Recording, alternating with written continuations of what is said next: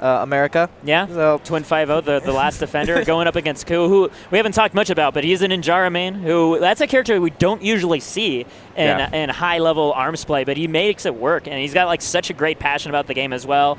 He made a really good run himself at, what was the event? At Switchfest, yes. And was he also at Smash and Splash? I know he made it into top 8 there, but I don't remember how deep he made it. I think he was I think he was on the bottom half of the top 8 or maybe even 9th. I'm not 100% sure. He's definitely been up and down on his results, but here he was able to prove himself. A lot of people were doubting Ku, saying, okay, well, there's a lot more consistent players here, but you know, if there's any place to make an upset, it's EVO, am I right? Yeah, exactly. I mean, that's where you just put everybody wrong. It's like, hey, you know, you're talking about my results, but this is the result, is what happens here at EVO, what happens at the World Championship. This is what actually goes down in the books. Exactly. So, like, you know, of all the places to muster your courage and, like, if you're going to be consistent for one bracket, make it EVO. You know? Yeah, exactly. All right, so I think it looks like on the stage we got Pega and Shateau coming out, so it looks like we're starting off with loser semis. Okay. So this is EVO, so only finals will be best of 5, so this match here, loser semis, will be best of 3. Oh, man, that's so brutal. Yeah. These two go pretty close together in their sets. I know Pega edges out all the time, but like Shateau is definitely nothing to be sniffed at. These two play pretty much decidedly the 2 best characters in the game, you know, Max Brass and Coil respectively.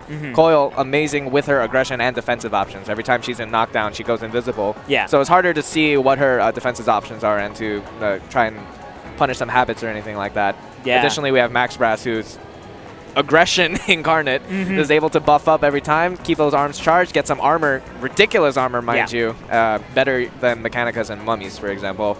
Pretty much just permanent armor. You won't you don't have to be throwing a punch or jumping or dashing. You can just stand still and you still take the hits too. Yeah. Which is pretty terrifying altogether. That's what makes Pega so scary as a player, is that he has this fantastic character who's so good at keeping on that pressure, and then he's so good at closing the distance himself safely as the opponent tries to go to a fight, and then he just gets them into the corner, and then it's just done. So then he gets him a knockdown, and he's a fully buff, strong Max Brass. Like, the commish just goes to town. Yeah. It's only 5 seconds, but when you get a regrab, then that continues the buff mode. And if you get a knockdown, you can just charge again, you know? So yeah, it's consistent pressure throughout the match.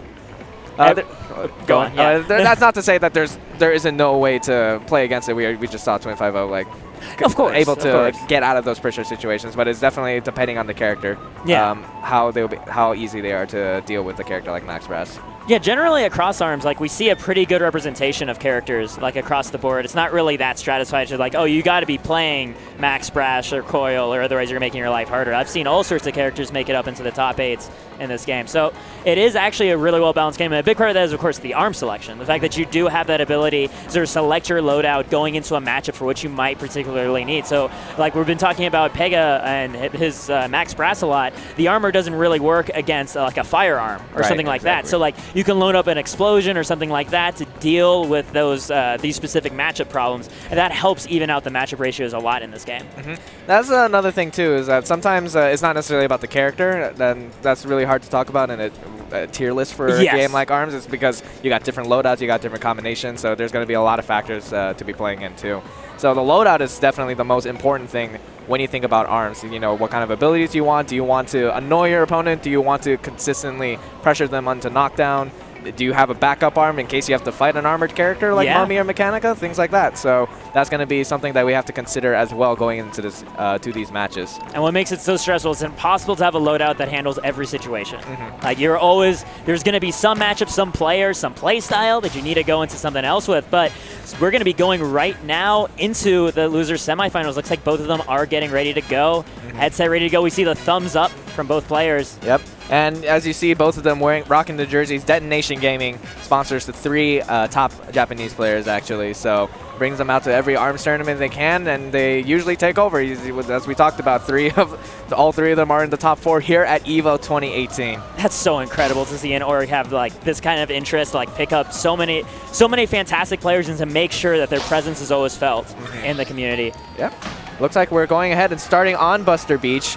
There is the little bench or platform, whatever the heck that is, at the beach. And that's going to be able to stop a little bit of movement. Coil will just be able to fly right over that. Max Brass might be stop just a little bit. Here we go. Let's see what they start with. It makes sense as a neutral pick because the platform helps Coil's movement so that she can leverage that better. But then Pega and Max Brass, they have those little pocket corners where if he can force Shateau there, he's going to have a field day. So they both have things that they like a lot here. So it looks like we have Shateau rocking at least one roaster, or excuse me, toaster, to be able to get fire knockdown, get them down from armor. He's also got the nade too for the explosion. Yeah. Okay, the explosion knocks down Coil, so Pega's able to apply a little bit of pressure, but that's what I'm talking about. The invisibility, it's kind of hard for Pega to see where his opponent's going to be. He's just kind of have to make a guess, right? He has to read a lot sooner than he has to against other opponents. Yeah, and you see right there what Pega is doing is that if you get hit on your shield and you dash immediately, you can do what's called shield parry, and this allows you to punish immediately after. Sometimes your opponent will be able to navigate around it, so sometimes you have to get a read on their movement, but it's still very useful too, especially as a character like Max Brass. Goes in with the rush, jumps over both arms, is able to get 280 damage out of that. And the other thing to point out too is after each of Max Brass's dashes, you see that little blue spiral around, and that's kind of like a parry field. Any arm that's caught there is just going to drop to the ground, and that helps his approaches even more. That's how he's able to keep closing this gap against this flying menace. But he gets picked up by that rush, and so now the health bars are nearly even after that. Dead even between Pega and Shateau. Yeah, oh, and the fire knockdown again. He's just catching them. He's just going to the side every time. He's like, I got to get out of this corner. But the flurry of the gloves is just a little bit too much for Pega. And he's having a hard time actually getting his aggression started. The explosion just catches him at the end there. And Shateau's going to take a round run. Yeah, that explosion really paying out because Pega was in his last 25% health. And Max Brass also gets like his permanent buff mode, his own comeback hit mechanic, so to speak. But that's just the beginning now of round 2. Both players actually entering the round with full meter ready to go. So they're going to have to be very cautious about what they throw out because they know the other guy can punish it hard with that rush explosion. Yeah. And you can see Pega, his defensive play is pretty good too. He has the same, Max Brass has the same ability as a character like either Springtrong or Springman, where after a dash you're able to release this wave of energy that blocks those arms immediately and you can still act out of it. Goes in for the rush again and Shateau has nowhere to go. So that's 250 damage and the knockdown. Let's see what he gets here. Oh, isn't able to follow up Shateau. He's able to fly away, and he still has his own rush, too. The thing is, their health is so close, and Shateau has rush. So he's actually in a fantastic position to really cement a lead now. Oh, and it goes for his own rush. Oh, but the explosion just catches him before the rush could come out. That's the thing. If a charged explosion arm is hit, it will explode anyway. And if you're caught in that and you're trying to rush and power through them, it's just going to explode in your face, and you're going to get knocked down. Right, yeah, they're like multi-hits, and it makes him so good at block pressure, too, because of that. Ooh, and Shateau, he took game 1. Yeah, pretty cleanly over Pega, too. Managed to, like, the few times Pega got into, he mixed up his wake-ups really nicely. Pega wasn't able to sort of steamroll, do the vortex that he likes doing on so many other players. Yeah. And Shateau then managed his own punish game very, very nicely. Those explosion arms, dealing with the armor effectively. I think also, too, another factor is just the 2 glove arms that Shateau chose, because they're medium sized. They were able to beat out the Tri-Blast a lot of the time. So you see Pega would try to lead with the nade most of the time. He would be able to get those hits, but then sometimes like the Tri-Blast, it would just immediately get knocked down from the glove and beaten out. And so Shateau was able to continue his pressure and his aggression against Pega when he was just trying to get some footing back and trying to get a hit in there. And the Tri-Blast pick makes a lot of sense, too, for Pega, because you're fighting Coil, who's still more mobile side to side in the air. You want that lateral reaching arm with all 3 missiles going side to side to try to pin down that movement better. But then, like you said, the medium arms being able to protect your own movement so you don't have to worry about the Tri-Blast, and you get to keep up your own aggression at the same time. That's a nice thing. Yeah. It'll honestly be pretty big if Pega ends his run right here, because this man has been first place all throughout EVO a lot Japan. He just almost swept that. EVO Japan, Switch Fest, Smash and Splash. This man has been unstoppable. Yeah. But maybe he's met his match today. I've seen him like in some cases like look to other characters every now and then. Like I've seen him mess with the Min Min. I assume he's going to be sticking with Max Brass as his main thing. But I mean, in this sort of situation, and once again being in this top 4 but best of 3, right? Yeah. But I mean, we say that. We're Americans. We're so used to it. But in EVO Japan, it was actually best of 3 all the way through. Yeah. So he's actually used to this pressure. He's gone down first game before. Pega is always known as to be one of the more stoic characters in Japan. You know, even when he wins, he hasn't really popped off too much. You know, there's even photos of him holding his trophy and he's just straight up frowning the whole time because he says he's never content, he's never happy. So I mean, maybe he knows it's like the challenges are coming up, the challengers are here, try and stop this man's reign. So this is going to be pretty crazy to see this go down. So, Sedge, you think if he wins, you think we'll see a smile? You think he'll actually feel like triumph? Because like he's on the verge of death right now. Like that has to put a spark of adrenaline into his heart. Yeah. You can't see it now. He's going to channel it through his character, believe me, guys. So we're going to see it happen. But yeah, I think that Pega will at least be somewhat satisfied. Because it was funny, when he was pulling through losers, like dominating everyone after he lost to Twin, he's just like pushing through everyone, and he was still frowning. So he's like, I need to win. That's the only time I'll be satisfied. The furious losers run, that is something to be feared. Oh, it's just a blaze of destruction, and especially when it's the first seed who goes down before they're expecting it, man, bodies everywhere. Exactly.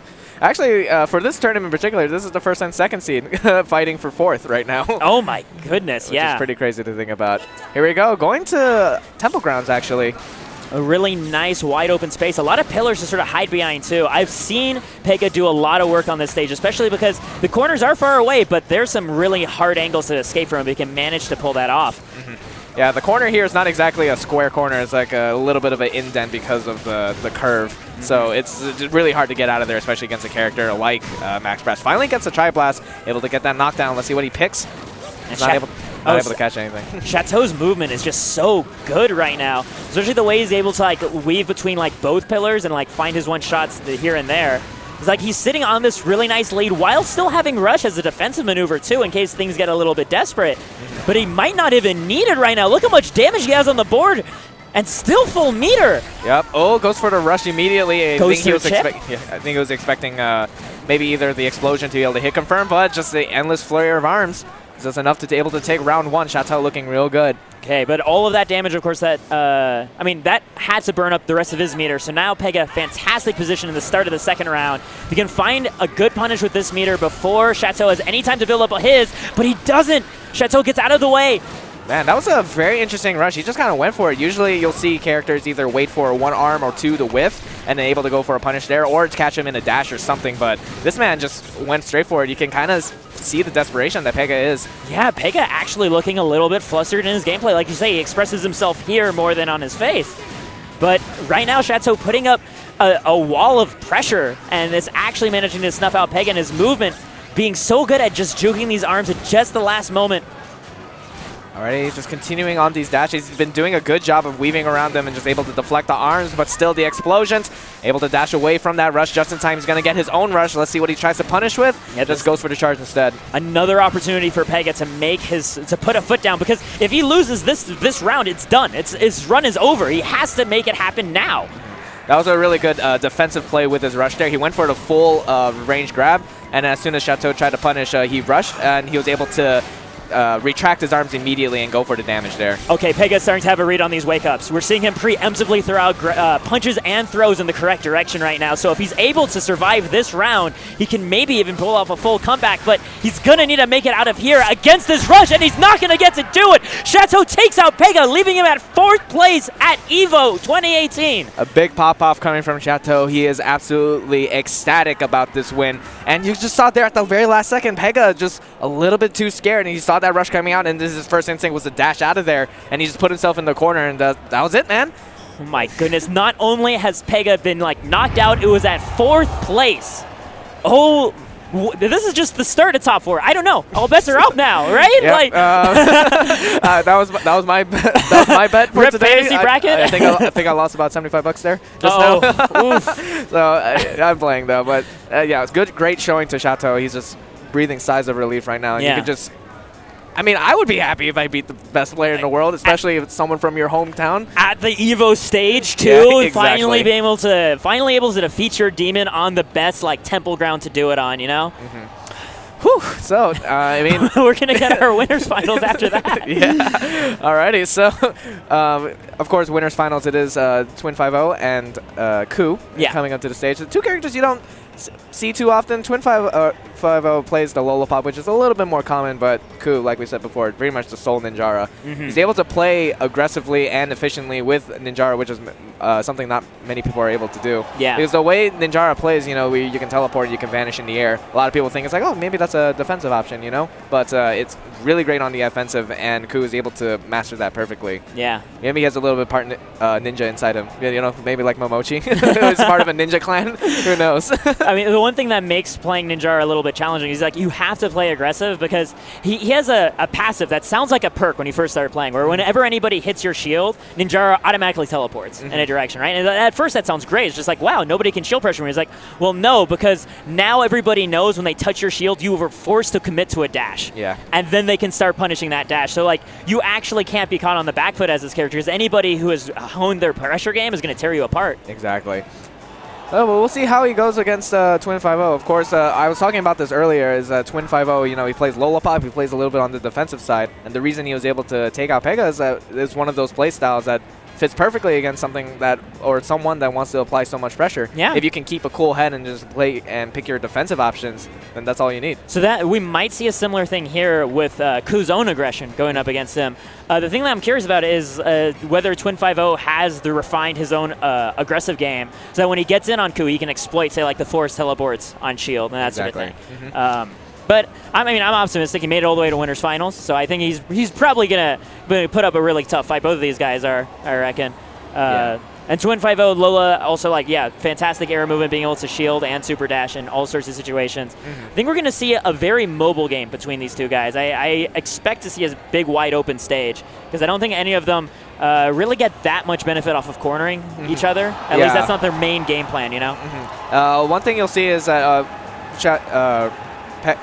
Twin 5-0, when he started on stages, sometimes he would pick the pillar stages, and then what he's able to do is that as Lollipop, stand behind the pillar, his opponent's on the other side, super dash, poke, and then just like go back in or something like that. Oh, yeah. So you're able to see a lot of different options coming out of there with that movement option coming in, able to see aggression and defense. We saw a bit of that with Shateau's own play, too, on Tumble Ground, right? Being able to weave between those pillars and toss out those pot shots. That's a very strong skill. And, like, what that means is, like, the round one is definitely going to be in his favor because he can do that. But one thing to look out for as you see those pillar stages is the pillars, when they're destroyed, they stay destroyed for the rest of the whole game, like, not just for that round. So you'll see people, like, deliberately mowing down the pillars and, like, taking hits for it, but it's because they're setting themselves up for a good, like, round 2, round 3 to see out the rest of the game. And it's similar with the meter management in this game, too. Exactly. Like, with the pillars, you like you said, you'll see people deliberately destroy them, and then you'll see their opponent deliberately change their playstyle too. It's like, okay, I don't have the pillars anymore. It's just a wide open space, maybe some stairs or something. But now I got to change my playstyle to reflect this new stage, which is very interesting for ARMS, because you gotta have that adaptability, because you can change your arms, you can change the stage itself, and all that stuff. So that's really exciting to see.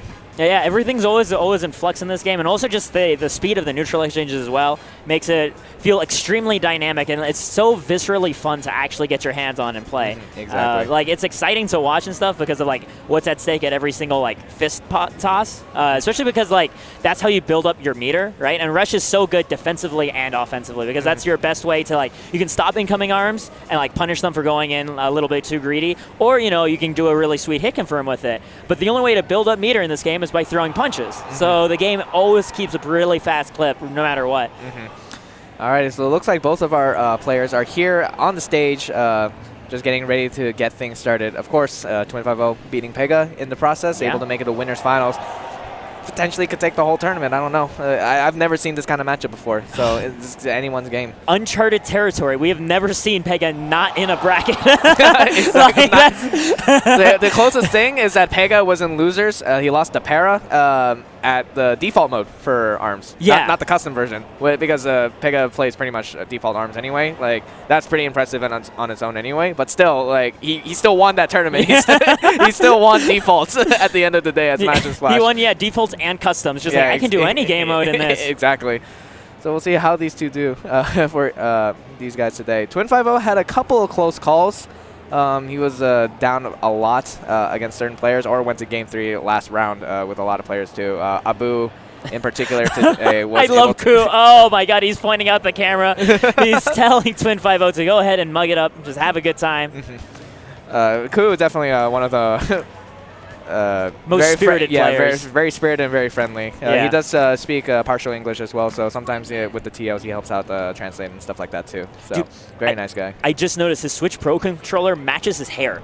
It's black and green, dude. That's so nice. And Ninjara's black and green too. He's got to figure it out. This guy's ready. He has become one with his character. Next thing you know, he's gonna go to ninja college, and then he's gonna get a degree. You know, climb those stairs every single day. Enter a boxing ring to pay for his tuition. You know, all that stuff. Oh man. I'm looking forward to it. I want to see him ripped. I want to see him taking apart punching bags left and right. And of course, this is winners finals, so this will be best of 5. This is actually the first best of 5 set we're going to be seeing today. Yes. Everything from this point on is going to be best of 5. So, yes, exactly. I imagine that is a nice sigh of relief, a breath of release for the Japanese players especially, because they normally don't ever do this.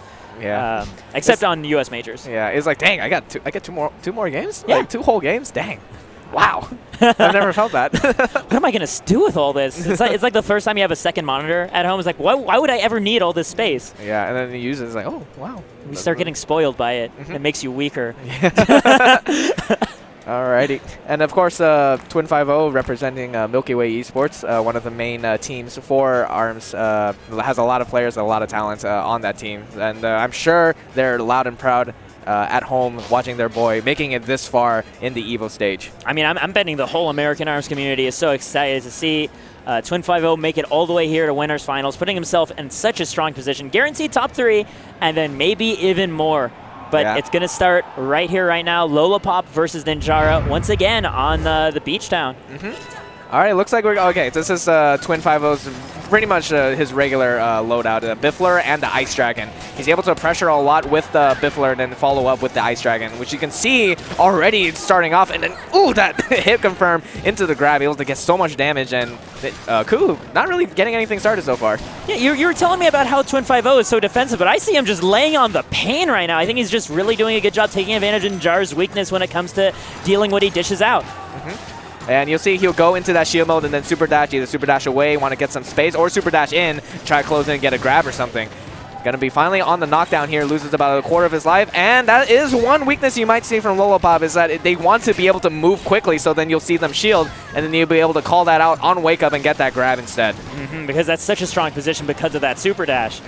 You do have to be careful on your timing, though. If you're able to super dash and you're nowhere near, then you can potentially lose yourself and get grabbed onto yourself Can we talk about that Ku just made this full comeback without being scratched from like full health to now on the verge of death? Ku only needing 1 more pixel to take out the first round against Twin 5-0.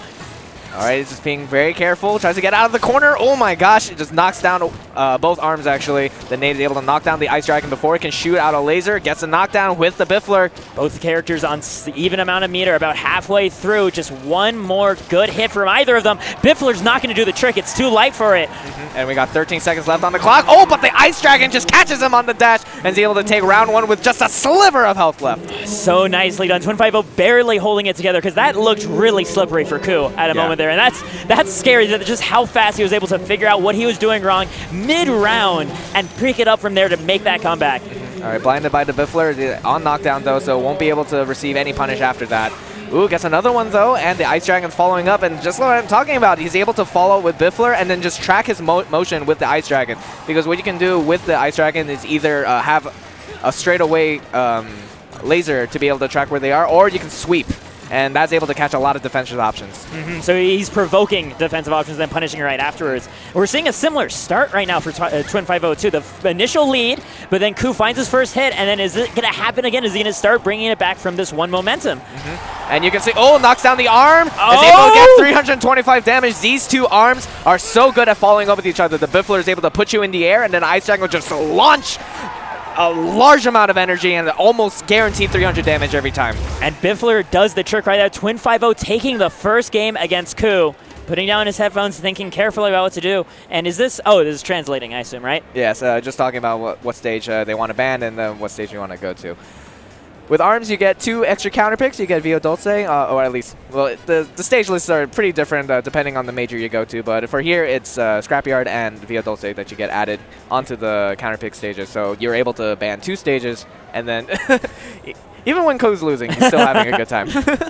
Yeah, and those 2 stages actually offer a lot, with Via Dolce essentially being a hallway made out of corners, and then the Scrapyard being so vertical and the movement possibilities. I don't know whether or not those have anything that Ku is looking for particularly right now as his counter pick. I mean, it looked like it took him a little bit moments to get a feel for Twin 5-0's like tempo for each particular round. And when he did, it started looking a little bit better, but he took so much damage every single time that it only took a few more punches for Twin 5-0 to then clear it out. So then At this point, Twin 5-0 needs to just stay as clutch as he's been doing, make sure he can just keep closing out, keep finishing his plate. And you see him actually getting his calm right now, too, recognizing that. All right, this is what I'm talking about. So here's a pillar stage, so you might see him, you know, peekabooing left and right out of those pillars and trying to get a punish in here and there. Behind the pillar right now, decides to go in immediately and goes for the dash into a punch, but is not able to find anything. Yeah, the nice thing is you can see him poking out the Ice Dragon as he's moving from pillar to pillar, and the Ice Dragon's head stays out there, so you can keep shooting as you're hiding behind the pillar. Hide behind the pillar again, tries to go for the grab, but Ku's just able to dash right out of there.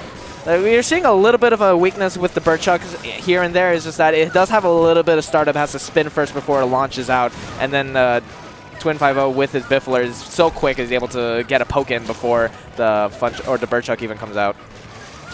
A lot of patience by these guys. Very careful arms tossing out. The rush being used up, and Ku dodging every single blow and finding his grab right afterwards. That's so big. Ninjara definitely one of the best characters at being able to avoid rush like that because he disappears and able to get a punish afterwards. Sometimes when rush whips, you don't really want to deal with it. You just want to hold block, but for a character like Ninjara, it's easy pickings for him. Yeah, he can just keep flanking as hard as possible, and we see him right now in such a good situation because even though the health is even, again, he's the one with rush, so if he can find this punish, he's sitting on a very strong position. That grab from full range was so brave from Twin 5-0 because if he missed, then he was going to eat a full rush just like right now, but he's actually going to be able to get the guard up just in time, get a little bit of a break here, just going to get the nade instead. Yeah, when you break somebody's shield, one of their arms just goes defective, and you can just have at them because they're unable to block at all, but right now, we have Twin 5-0 with just a little bit of health. He's going to find an opening on Ku. Both these guys just a couple of bops away. The counter to going down to 0, and who took the round? It's Lola. It's Twin 5-0. Twin 5-0 barely. I'm sure it was just by about 5 health or something. Yeah, that was so close. Yeah, the one grab he needed. He was at an advantage too because he had rush, so Ku wasn't in a position to be able to get chip damage or anything to try and take the round instead. And what makes this so crazy is now he's entering the next round with his rush ready to go, so he's in a very strong position in this initial neutral. Unless Ku can like shoot out enough arms to get his own rush meter up, he's got to play so carefully. And we're seeing also the Biffler is pretty accurate and is able to hit his opponents if you get the right read. It is very tall, so he's able to catch jumps as well. So you're seeing that coming out from Twin 5-0, just the accuracy is able to knock down Ku and continue his aggression. Oh, and here we go. There's the rush punish, and he finds himself a solid 330 damage. Ku himself, he has to find an answer, but he's down to his last 25% health. This is where we've been seeing Ku start clutching things out, but it's never been quite enough. Oh, able to get his own rush there. They'll knock down 320 damage to the rush, especially with the nade, is able to do a lot of damage there. We have Twin 5-0, though, still over half of his health. He just needs one more good hit, and he can take game 2. Alrighty, just, oh, wow, the Birdchuck actually able to knock down all of the pieces of the Biffler. This defensive movement, it's so nice by Twin 5-0. So erratic, but he gets frozen. He uses the rush to break through that as a last mean of defense. He wants to keep this round going, but if he doesn't get it together, man, he just blew his rush and has to go into game 3 without it. Yep, and he pretty much brought himself down, but he's able to get that hit in, and he's able to take game 2. Twin 5-0. He's looking unstoppable right now. On the verge of finding himself in grand finals. This is so cute. Is an American going to win EVO? for once. For ARMS? Is an American going? Like, this is insane. But Twin 5-0 is absolutely like earning every single one of these games. His movement, like you said, has been so good, so unpredictable with his super dashes and just his normal dashes as well. Just so nice. You see Ku there, he just took some time to meditate, think about his decision. I feel like he's either switching his arms or his character. I'm not 100% sure. He did take a little bit of time. But we'll see. We're going back to Buster Beach where we played on game 1. We'll see if there's anything different going into this next match. It looks like he has this. Oh, he's going double tri-blast. No, he's not. Okay. For a moment, it looked like he was. Okay, Nate and Birdchuck still. So both of these two staying true to their arms and their strategies here.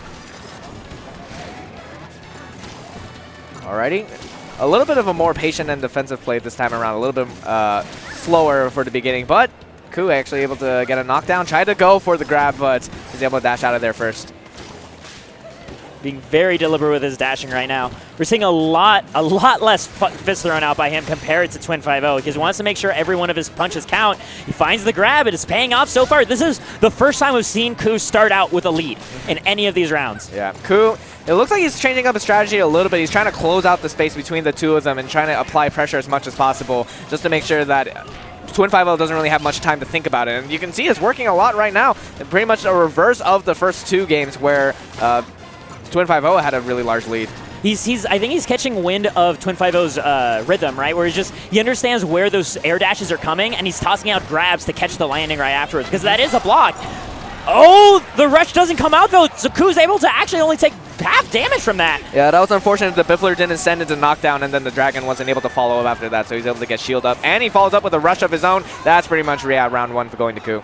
Looking so dominant suddenly, over half of his health left over, considering how every other round before it happened. I think he just had to take that breath, had to recognize what was happening, got to swing less, make every single punch count, and not worry too much.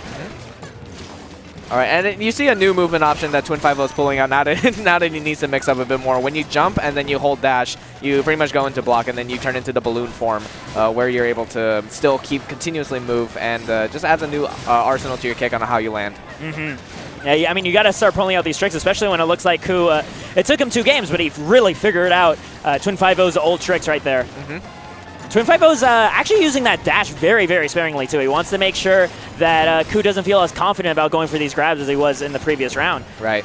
All right, this time Ku just dodging, bobbing, and weaving, trying to get in on the space again. Just one Biffler hit is all he's going to be able to get. And you saw he's not throwing out those other rush hits because he knows that he's just going to get whiff punish and get grabbed immediately. Yeah, he wants to make sure he's able to be defended. But in the meantime, though, Ku's going to find that grab, and he still does have his rush ready to go. If he finds his opening, we've seen him getting a solid 300% and 300 damage every time, and this is going to be one of those times. Oh, that was a little risque, throwing out both arms at the same time. He had rush, and he had the range to be able to pull out that rush, and oof, just another knockdown. And Twin5O looking a little bit rough. This game probably is going to be able to go to Ku if he can keep up this momentum. This is looking very tough for Twin5O right now. And every single time that nade blows up in his face, for example, it's just like 5 chip damage adding onto it. We're seeing Twin5O actually playing on the aggressive. Not able to close it out, though. Ku finds that hit he needs and takes that game. All right. But Twin5O now has 2 games to be able to counterpick, both on the stage and just try and figure out what the heck to do against Ku. Right, because like every other fighting game, you pick your character after your other guy, so he has every possible advantage in that sense. I know, I'm pretty sure Twin5O used to be a Twin Tail main, correct? I don't recall. I only know that him as the best Lollipop, to be honest, so I'm not sure who he made before that. But I'm sure that when you are one of these top players, you do have a large amount of characters at your disposal. For example, I know I was talking with Hess, and apparently he said that Ku has also a really good Master Mummy. I don't know when you'll be able to use Master Mummy too much in situations where Ninjara is not better, but that's still something to consider, you know? Yeah. I mean, if Hess is calling it a good Master Mummy, it has to be good, because his Master Mummy looked fierce when he was up against Pega, so like, the man has acquired taste then. All right, Twin5O just trying to keep himself collected a little bit. We're going back to Temple Ground. Yeah, looks like these two are just content with the 2 stages they've been playing on. This is funny because this was Ku's counter pick, game 2. And he still lost. Twin5O is like, I like that idea. Yeah, exactly. Let's do that again. Alrighty, throwing out both arms. Just just starting off with these flurries to be able to try and pressure, call out a defensive option. Well, I was seeing earlier different matches with Twin5O that Ice Dragon is able to do a lot of shield pressure. And so you're going to see that if he's on the verge of shield break, he's able to catch dashes a lot easier. So that's going to be something that Ku has to be careful of as well. And Ku's trying to close that gap without committing too much on his approach. He's having a hard time really pinning down Twin5O's movement this game. I mean, it's been about 30 seconds, and we've seen only just now 250 damage dealt to one of the players. Ooh, and then that's what I'm talking about. Shield dash into the grab. He's able to catch that just in time. He's able to get some damage for himself. Slowly inching his way back in, though. Ku looking to try to keep this comeback momentum going, but it's Twin5O that has the full meter ready to burn. Yeah, that was very smart from Ku. Didn't throw out any. Oh, wow. Just threw out the grab a little bit too early, and Twin5O was able to get his own first. But I like what he's doing. He's being a little bit more defensive, not throwing out his arms as much, and is trying to catch the landing or the defensive option that he throws out. Just like this, right there, punishing that rush, getting so much value for that, because even though that was only 1 punch, right, it essentially robbed 300 damage from Twin5O. Exactly. Or the pressure just coming from rush in general, where you're scared to throw out a grab, throw out both of your arms to dash or anything. Now he's sitting in a very strong position, rush ready to go to defend himself, or if he finds the right hit confirm. Ku keeping this momentum, keeping his poise all together. 9 seconds left on the clock. Twin 5-0, yeah, being able to find that comeback is so hard. He had to stop blocking if he wanted to win that. He went in for the shield dash, went really aggressive, and he pretty much had open arms. It's like, okay, hit me. Yeah. So Ku was able to take that first round. Both of them pretty close to having rush. Ku actually has his rush right now. But Twin 5-0 is not too far behind. So in the grand scheme of things, that's a little bit better for Twin 5-0 than not having rush at all and still losing the round. We see that same play by Ku, this very calm, well-collected approaches. Just a single poke here and there from the nade, but nothing too committal. So far, though, Twin 5-0 doing a good job catching wind of this, waiting for those sparse reactions as they come, not forcing his situations.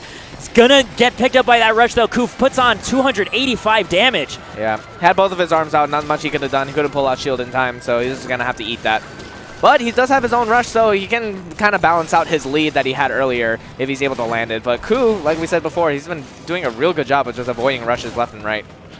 Just like this, though, Twin 5-0 has the rush, has the life lead, too. Ooh, all right, so Ku opts not to try and throw out punches. A lot of times during ice mode is a big mix-up game. It's like, okay, do I try to throw out an arm to try and get the grab, or do I just hold shield and take the grab? So that moment, Twin 5-0 just risked it all and then went for the grab there. Alrighty, able to continue that, and one big grab's all he needed, and he's gonna take the next round. So we're on match point for Twin 5-0 right now. Yeah, Twin 5-0 once again in the position to take this set. But, I mean, both these guys are, the meter, like you said in the previous round, looking pretty even between these two guys. And I almost feel like Ku, halfway through that previous round, is realizing this is going to be hard to bring back. Going to focus all of my mental energy for this round 3 and make it count as my last stand, perhaps.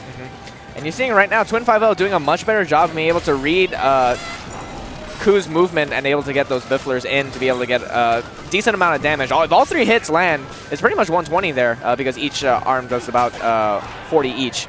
Did you see how Ku just so calmly walked Twin 5-0 into the corner, right? He barely threw out any punches, just slowly intimidating. He's doing it again right now, too, just very calmly sidestepping to cut off those escape routes.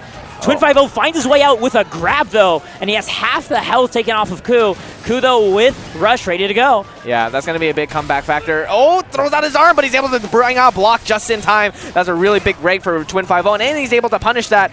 And he's got rushed himself, too. This is all in the cards for Twin 5-0 to try and take it into Grand Finals here. Yeah, right now he's kind of sieging up in the back, not even applying any wake-up pressure right now. He's saying, come to me, take this round. You have 34 seconds to deplenish my entire health bar, otherwise I'm going to Grand Finals.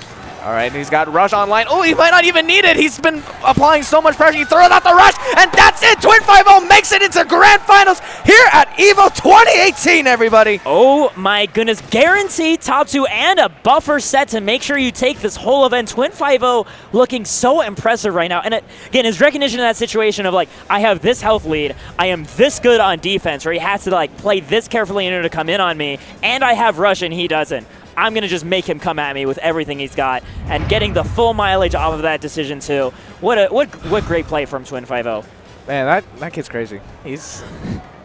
I would say he's going places, but it feels like he's already here. He's already at the place, man. There's no further place than this. Oh, boy. Yeah, so Twin 5-0, I mean, Grand Finals, man. I'm going to be honest. I love Twin 5-0 to death, but I was not expecting this at EVO today. I was like, okay, he's probably going to give Pega a run for his money and then, like, you know, make it to Grand Finals anyway, but... It'll be a nail biter, but the script demands that this happens. Yeah, there's no script in ours, man. They've barely just begun writing. Oh my goodness. That's what makes it, it's improv. That's what makes it so fun. Yeah, exactly. Oh boy, so Twin 5-0 is going to be Grand Finals, man. So he's going to get to catch his breath. Yeah, Lollipop might win a major. That would be crazy. There's a lot of firsts happening here at this EVO. Yeah. A lot of potential firsts riding on Twin 5-0's run. I mean, he's making believers out of all of us right now, so he can do it.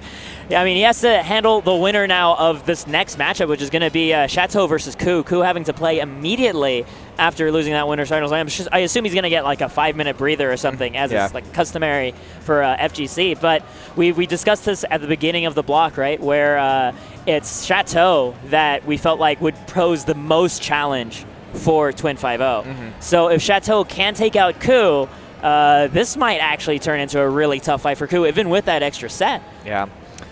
So it's for Twin 5-0, my bad. Yeah, but Ku was able to take out Shateau earlier today in winner's side, so maybe we're going to get the run back here, but You know, Ku might be able to pull it out again. I mean, when both of these two played, it was definitely a very long and grueling set just because they're so good at avoiding each other's offense. Yeah. So it looks like a lot was happening, which there was, but not much like progress on their health bars was really going on when they were playing in bracket. It's the harsh like attrition wars, like you were saying, like the battle of walls and stuff, where like progress isn't being made. Like there are things being gained from the exchanges, just not health, right? They're gaining exactly. like stage positioning, those sort of things. But then being able to leverage that into an actual life lead becomes very challenging when they're so on point about knowing what sort of aggressive options that the opponent is looking for. And the one thing I do want to point out is when they fought previously in winners, that was a best of 3. This is a best of 5. That was very true. I mean, Ku just got finished literally hot off of playing a very tight set where he lost. Shateau having so much momentum, finally taking out Pega himself. So in terms of player mentality, it looks like Shateau's in a pretty comfortable spot in that sense. Yeah. To be able to weather a huge grueling, potentially Game 5 down to the wire timeout set. So we'll have to see how it goes as they go into it. Yeah, this will be very interesting to see, no doubt, especially because of the best of 5 change, like we said earlier. Yeah. Because, yeah, we'll see how it goes because both of these two, again, like I said, were playing very defensively against each other or was just able to avoid each other's offense. So it's like if you have those extra 2 games, can you download the defense that much quicker? And then do the counter download, too. Exactly.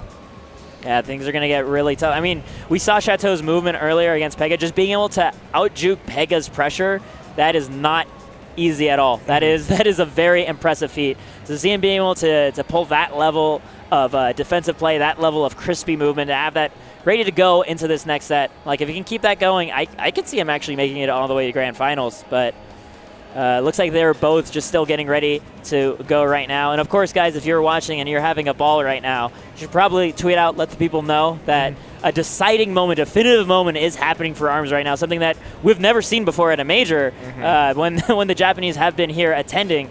I still can't believe it. Twin 5-0 waiting in winner side of Grands right now. We have another Detonate team kill happening, and then the winner of this has the final chance to try to take the set away. But this is really tight, man. Yeah. Of course, so if you're watching at home and you're just getting interested in all the side games we have here available at EVO as well, if you're thinking about, this game ARMS looks really interesting, then we do have a Discord called ARMS Central. That's where all of our top players, all of our local players, everybody just goes in there. We talk about online tournaments. We talk about offline tournaments. There's a lot of potential there for you to get some kind of place in your community.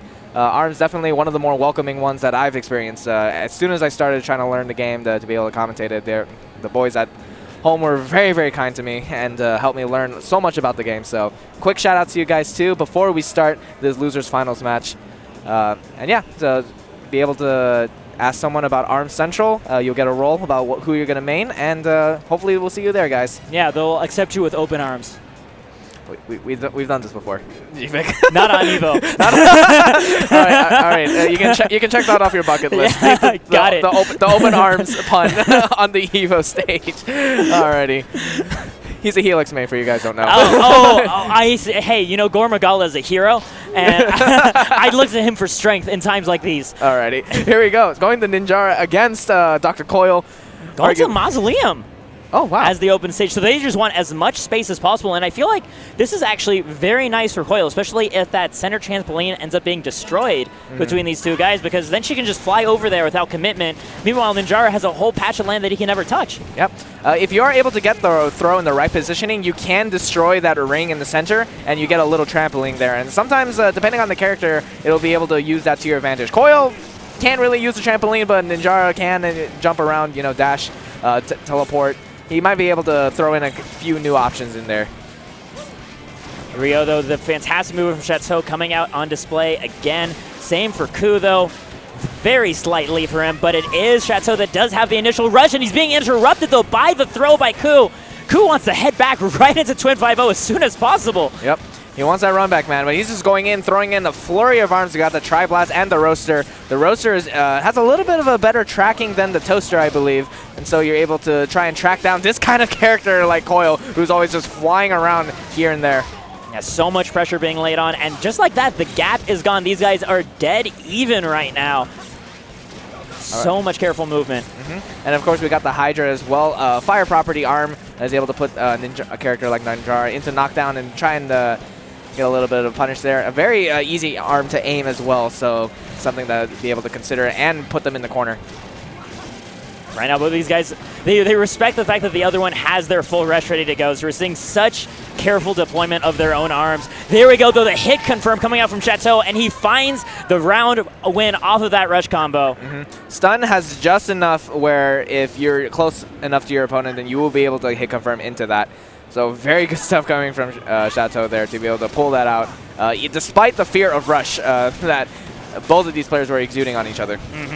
Just the reactions to recognize, I got this hit, I can go for it now and take this first round. And just like that, even though he started the round with no rush, his fists per second, so to speak, right, is so high that Shateau is able to build up his rush really fast, so it doesn't make that much of a difference. That's one of the big strengths about Coil. It's very similar to Tower Mode Helix, where you're able to dodge things and continuously throw out arms and not have to worry, and then you'll be able to build your meter very quickly. Now we see Ku going for that Tri-Blast this whole game, trying to pin down that horizontal movement that Shateau has, and it's been so challenging even with the spread that light arm gives him. Yeah, and it looks like so far the Shateau is almost overlapping in his rush meter, and Ku has barely able to get his own rush so far.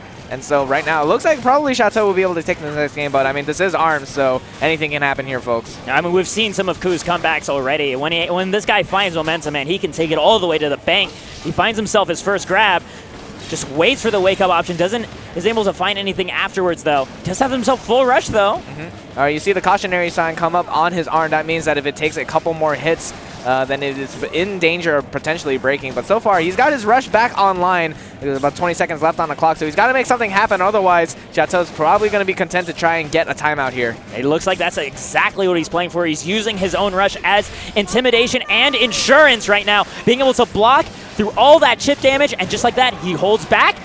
Is he going to get away? 3 seconds, 2 seconds. Can he find that last hit of damage? No, that's going to be Shateau.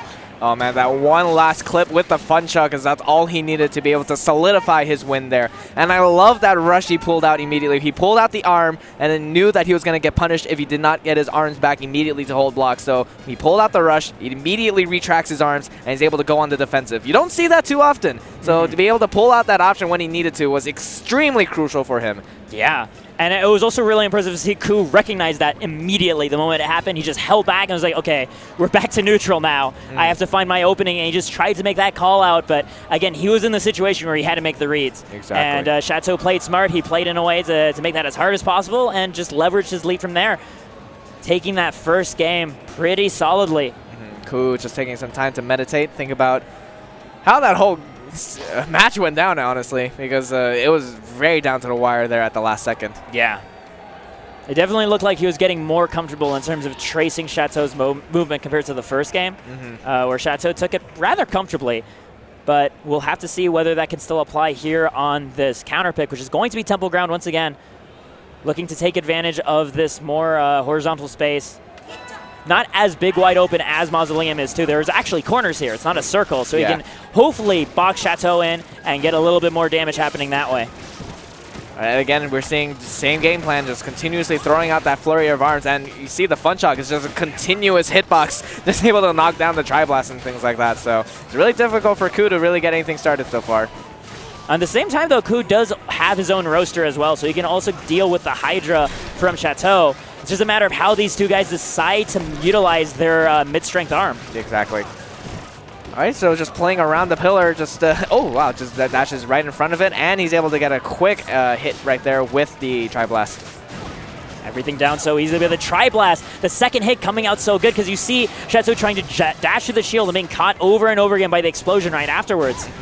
And again, the Tri-Blast able to put him down on knockdown. Ooh, this time actually catches the defensive option, is able to get that grab. Will he be able to find it again? He does not. Just calls out Shateau, trying to think, okay, you're going to go do the same dash again. Yeah. Shateau knowing to mix it up at just the right moment, but look at the lead that Ku is finding himself in right now. Almost a 500 health difference between these two guys. All right, trying to go in. Oh, I like that. The shield parry, able to get that grab immediately. Just catches him going in shield a little bit. Oh, and again, the shield pressure and just able to get that grab right when he needed it. Ku's like kind of turtling up. He's trying to leverage this lead into a sure thing. And Shateau's taking advantage of it, though. He's calling out the fear. The knockdown, we're going to potentially see a timeout. Ooh, he's got rush. Is he going to try to pull it out? Yes, 4 he will. Seconds, and he catches him! He catches him. 3 seconds on the clock. 1 pixel left, and Ku falls to Shateau's composure. Wow. I thought this man was about to hold shield and just dash away when he saw the grab coming out. But he just threw out that rush, and Ku just cracked down under the pressure for that timeout.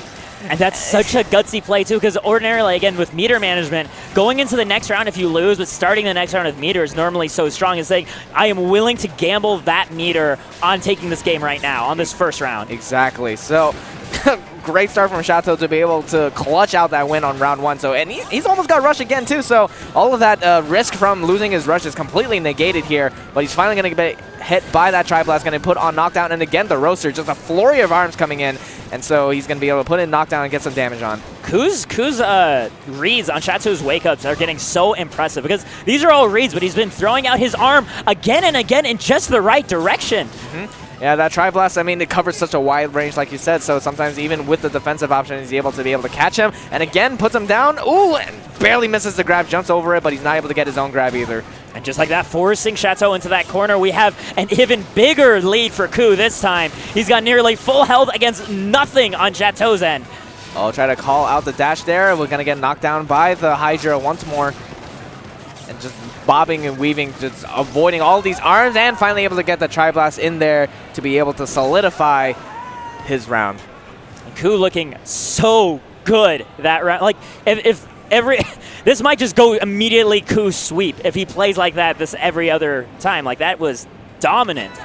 This is the final round of Game 2, though, so we're going to have to see if Shateau will have his own adaptations and try and bring this up to a 2-0 lead, excuse me. Ooh, wow. We're already seeing the adaptation right now. Shateau is the one closing the gap right now. He's going in hard on Ku, as hard as possible. He's going to be called out for it with the rush, though. Ku finding his own counterattack, putting himself back on even health. Yep, trying to throw out that rush there, and Ku was able to just dodge right through it and punish with his own rush. Sometimes the best thing that you can do as a Ninja to try and get that punish in.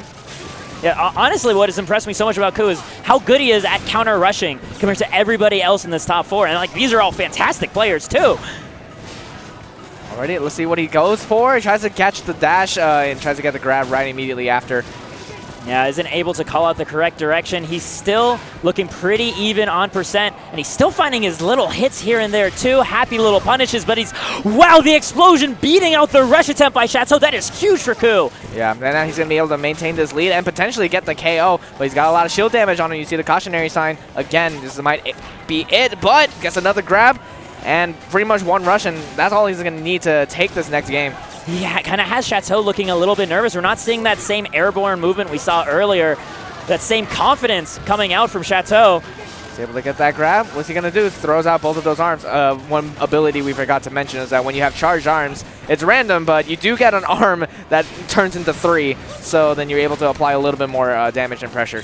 Yeah, and that just helps that little extra bit. But Ku right now, 5 seconds left on the clock. Again, a strong lead. That rush is going to do a bunch of damage, but he's still going to have slightly more health. And that's going to be it, actually. Ku takes that second game, 1-1 apiece. Whew, just barely. Just barely. He even got the rush, too, which I was surprised about. I thought he was just going to hold shield the whole time, but he dashed into it and then just got caught again by the rush. Yeah, but the rush ended and not enough damage was dealt, and just before the wake-up could finish, time. Yeah. You look at Shateau, he's just like, oh, God, are you kidding me? Okay, let's get this next match underway. The amount of pressure that these two guys are feeling every single game loss, like, you can feel it. Like, they came all the way here, all the way to Vegas to play ARMS, and, like, they're in the position now to take this event. Pega has been dealt with. You know, only 2 other people left on the field, but this is it, though. They only have, if they lose 2 more games, they're flying home. Yeah. Hey, man, if you're flying 16 hours to play ARMS, then you better bet that these guys are going to give out there all of their heart, especially when the usual favorite to win the tournaments is out. So yeah, any one of these guys could potentially win, which is crazy to think about as well. And you see them both getting themselves a little bit calm. Shateau looks like he's evened out his breathing, figured out what he wants to do in this next game. All right, here we go. Going to Buster Beach this time around. And keeping the same arms looks like all around for these two guys. Yeah. Oh, we're actually going to a different loadout, though, for Coil. Yeah, we got the, looks like we got the Hydra and the, Chakram, actually. So going back to the stun option we saw earlier where you can stun and into a hit confirm into a rush. And I like the use of Chakram, too, because it comes at that swooping angle, so he's going to be able to deal with Ku's like side-to-side teleports a lot easier. He's going to be able to cover that entire high arc. The issue with the tracking arms like the Chakram and the Ram or the Slap-O-Mander and Slam-O-Mander is that when you throw out the arm in this curving motion, when it tracks at the last position you're in, so you can easily move front and backwards. But that's a big mind game too, because you do have that other arm that can call out that defensive maneuver you go for. Yeah. I think that's going to help him because Ku's movement was doing him so much favors in the previous round. And now look at this. So much health in favor of Shateau, just being able to deal. Look at these angles that they're coming at. You have a high and low covering triple arm, and then you have the curving threat from the side. So much to be mindful of for Shateau. I mean, for Ku. Yep, and that Chakram just goes around, gets that hit, knocks him in the head, and that's going to be Shateau taking round 1. Very confidently, too. Yeah. Yeah, that no rush needed. Just good old bops on the face. Yep. Both these two, again, just throwing out the flurry of arms. They have rush as well, so I would be surprised if one of them tried to go for a grab, because then it can immediately get broken up by their own rush. It looks like Shateau's trying to bait it out, though. He doesn't find it, instead gets baited himself, and Ku finds his own rush.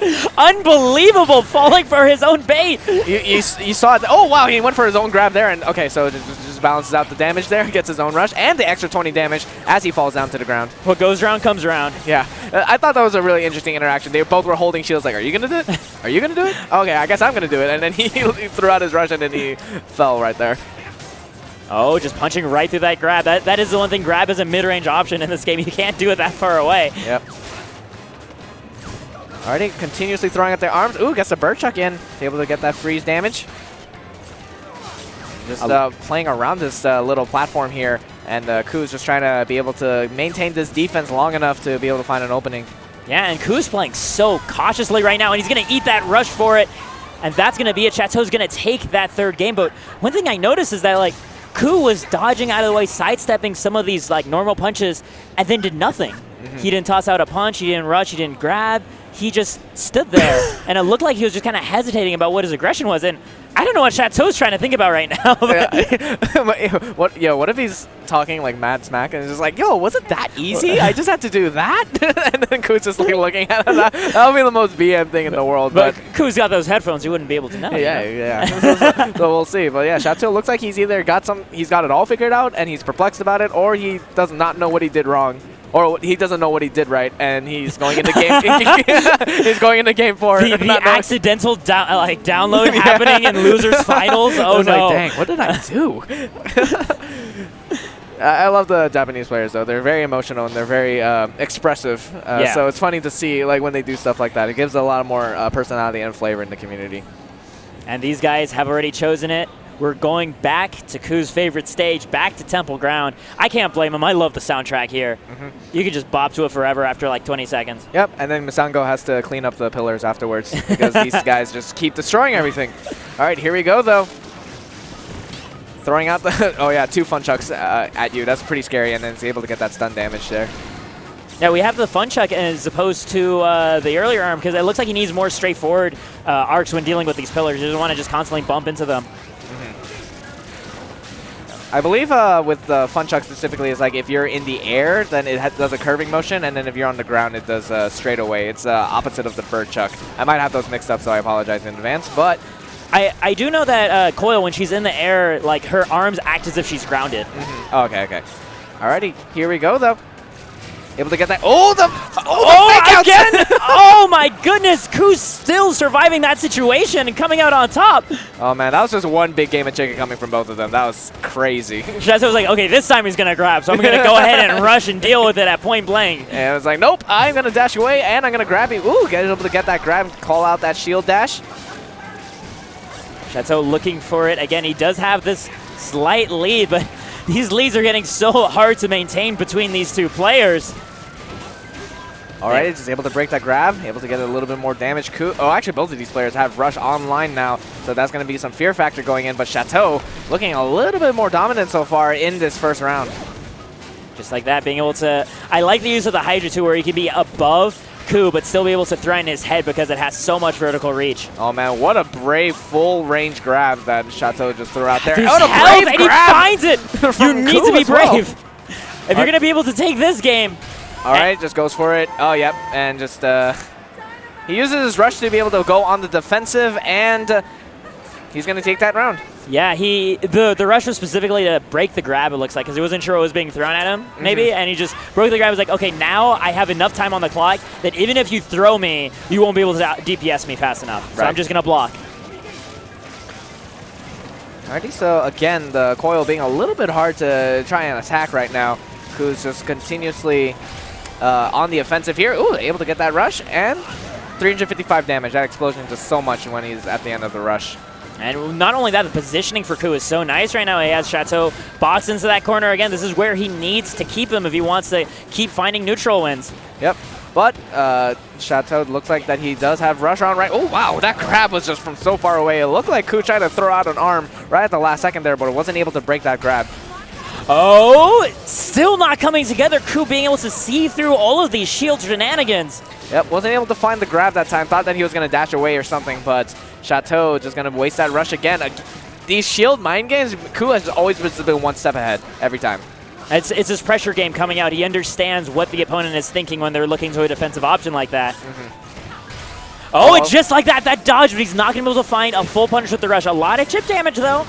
Tried to shield parry and get that damage in, but was not able to find it. Oh, and that grab just barely able to whiff. Just stayed on top of Mausoleum, and that slant looked like it kind of messed up the trajectory of the arm there. Shateau on his last limb, and this is just round 2. He still needs to take another round if he's going to take this game.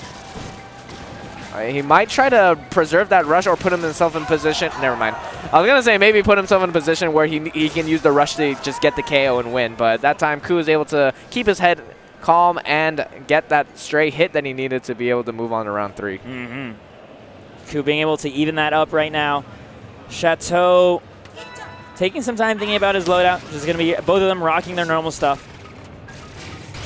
Oh, just immediately goes for it. That time is able to catch the dash, and 315 damage, actually.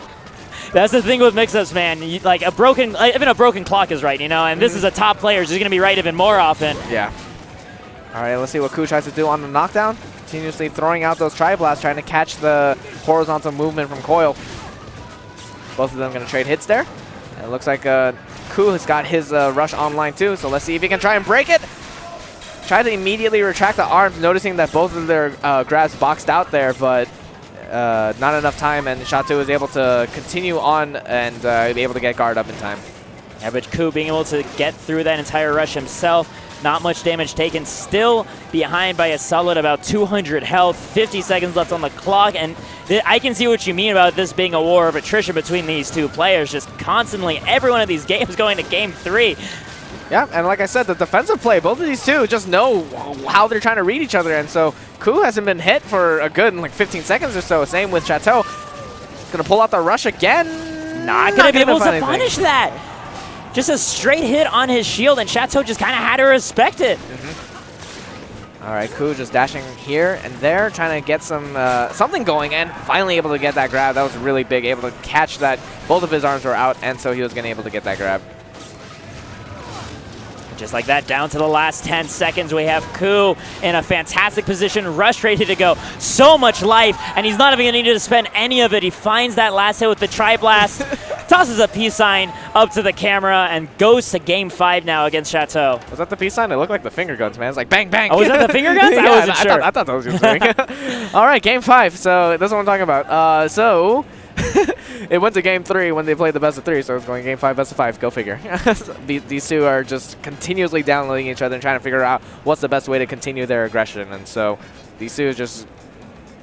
Would you expect anything less from teammates, though? You know, nope. like yep, they're at the end here. They go to every single event together. I'm sure they've done so many sparring sets with each other. You know, between major events. So it only stands to reason that they know so much about how each other plays, and that's the reason we get such intricate exchanges like we've been seeing, especially those shield shenanigans they were getting, those shield mix-ups. What on earth? Yep. It's like, are you gonna do it? I'm gonna do it. I'm gonna do it right now. No, just kidding. I'm gonna do it now. And Koo was just like, nope. I'm just gonna wait until you pull it out, and I'm gonna react to it. Just like those are the plays of like you only do that when you feel like you really know the other person, right? Exactly. You don't bring that out round 1 fresh. Like, you know? That's not for queuing. That's not for online. That's not for ranked ladder. That's for your teammate that you go to everything with. All right, looks like these two are just about ready to get started on our next match. Looks like what these... Oh, actually, these two just got to put on their headphones and everything. But, man, Game 5 going here into the losers finals. The winner will be able to go back, get their run back against Twin 5-0, who actually took out both of these two. Oh, wait, no. No, Twin 5-0 beat, Pega. Pega and Koo. And Shateau will get his fresh attempt at Twin 5-0 if he wins. If Shateau makes it through, he gets the chance to avenge both of his Detonate brothers. And Koo gets his run back. So both of these guys are looking for some blood. Yeah, exactly. So we're going to see how this Game 5 turns out. Maybe they'll completely change their playstyles. Maybe they'll just go the same route and just hope for the best when they're trying to outplay each other. We'll see how it goes down here, folks. But if you are just tuning in, welcome to EVO 7, where we're playing our side games here at EVO 2018. We are here playing ARMS today, actually. Yeah. One of the last games of the night, and it's been quite a wild ride so far. Wouldn't you say so, GPEG? Absolutely nuts, absolutely bonkers. Every prediction, I'm sure, thrown out the window completely. Because like people will be like, yeah, you know, we can see these people putting up a fight against Pega, but he's making it to grands at least. But instead, being taken out at 4th place, the EVO Japan champion. And just being taken out by Twin 5-0, the lone American waiting in grand finals again to fight the winner of these two Japanese teammates. It's been a crazy thing, and the thing is, it's just going to get crazier. The moment grand finals happens, man, all bets are off. Everything's going to go completely wild, but it's all going to depend on how this Game 5 turns out between Koo and Shateau, and it's going to be on the boxing ring. Yeah, these two finally having a change of scenery here. Not just going back between Temple Grounds and Buster Beach. Wow. This is actually a scary stage. This is a very small stage. One of the smallest, if not the smallest, ARMS level. So these guys are actually limiting each other's movement significantly, just trying to leverage how good they are at just like the blunt rock, paper, scissors and their pressure game in the corner. Yep. Alrighty, here we go. So far, Shateau starting off real nice, able to get about 250 damage for his stray hits here and there, but Koo trying to answer back so far. We have that chakram coming out to play again as well for Shateau. We saw this in Buster Beach, and it served him so well in pinning down Koo. Question is, can it work again? And so far, you know, Koo's walking away with the beginning lead. Yeah, I like that mix-up he did there. He was doing dash, throw out arm, dash, throw out arm, and then he decided to do empty dashes, caught him in shield, and is able to get that grab. Very smart. Oh, and he just dropped shield. Oh, wow. He catches the second half, catches a solid 335. Never mind. Yeah, dashes right back into the rush. That was unfortunate for Koo. He was able to get out of there, but I don't think he was expecting Shateau to be able to do the straight rush right at him. So what I think happened is previously Shateau has been angling himself following Koo's movement, and Koo is trying to juke him by heading back in the same direction, but Shateau didn't change, and that's what ended up working. But Koo's going to be able to take that first round right there. Pretty convincing fashion, too. So we're on match point here, everybody. So Koo just needs one more, so Shateau's got to figure out something, because that was a pretty convincing game coming from Koo. Yeah, I'm so interested that we saw this as his counterpick as opposed to Buster Beach again. Yeah. But it looks like he just really wants to be able to limit Koo as much as possible and force him in uncomfortable situations. But it looks like it's just playing into Koo's favor because Koo also gets to limit Shateau better now, too. Yeah. Already just tucking himself in the corner a little bit, trying to create some space, but these arms just able to get those knockdowns every time you see the cautionary signs. Maybe trying to potentially get the shield break. I'm pretty sure that's why Shateau just threw out the raw rush there, but he's still able to dash around and just able to avoid that. And not able to punish on whiff, but still able to get out of there and just pretty much avoid 350 damage. He's still finding himself a solid lead right now. Trying to find these last few hits, but it's Koo not going to be able to capitalize on that rush at all, though. Yeah, that wasn't quite the right distance to be able to get explosion hit confirm into rush. So that was unfortunate for Koo there. So he's going to have to be able to gain his damage in other ways. And again, the shield pressure coming from Koo is just phenomenal so far against Shateau. It's bringing it back right now. The final 250 health he needs to do in order to find his way back to grand finals. Can he do it? No, Shateau's going to put a stop to it, even up the health, and we have 26 seconds left on the clock between these guys. Plenty of time to duke it out right now. No timeout on the horizon. Oh my gosh, these dodges by Koo are incredible. Yeah, He's just trying to find that one hit, and every single time, Shateau, you can just feel just one arm is just all it takes for him to be able to lose. And he finds the grab! And Koo not actually going to take the round quite yet. We got about 5 health left, but he's able to find it, and Koo will be moving on. Grand finals, everybody. Stopping Shateau from bringing it all the way back. Koo going to find himself back to challenge Twin 5-0. And Shateau is going to have to end his run at 3rd place after taking out Pega. Koo already pumped up and ready to go. I'm sure he feels much better after that. That was quite a grueling set. That was quite a long time for him to be able to endure that. Now he's got to go right back and fight Twin 5-0, the man that sent him into the loser's bracket. So this is going to be a grind for him because, like, even if he takes one set, he has to do it again. He has to do 3 back-to-back sets against some of the hardest opponents that ARMS has to offer. Yeah. I'm not sure how he's going to do it, but these top players, man, they find a way. Yeah. I mean, he has the intensity to see himself through all these plane flights over and over again, competing day in and day out, so I'm sure he can do it in terms of composure. But, I mean, the question is, has he figured out what to do against Twin 5-0? Because that looked kind of convincing for Twin 5-0 on the winner's side. Yeah, that is going to have to be a matter of Koo's stamina because Twin 5-0 has had that time to be able to relax, watch his set against Shateau, think, okay, what's he going to do here? And so he's going to be able to download that. At the same time, though, Koo's got that momentum. He's got the momentum going into Grand Finals, so he can try and take down this beast that is Twin 5-0, then that's going to be something interesting to see here today, folks. It's easy to, like, understate how valuable Worm hands are going into the set, but, like, coming at from the winner's perspective, where you just, like, we're sitting down and watching for, like, you know, sometimes it's like 20, 30 minutes, 40 minutes, like, depending on the game, and then, like, having to fight against somebody who's been playing and like thinking about all those mind games, like, really deeply compared to you just watching, like, that is actually rough. Yeah, being able to do that. So alrighty, so we're going to allow these players to just give themselves a little bit of a breather, you know. This is Grand Final, so both of these two just got to take their breaks, you know. Yeah. Relax, compose themselves, meditate, do whatever they got to do. So we're going to take a quick commercial break here, everybody, but don't go anywhere. We got Grand Finals coming up real soon, everybody.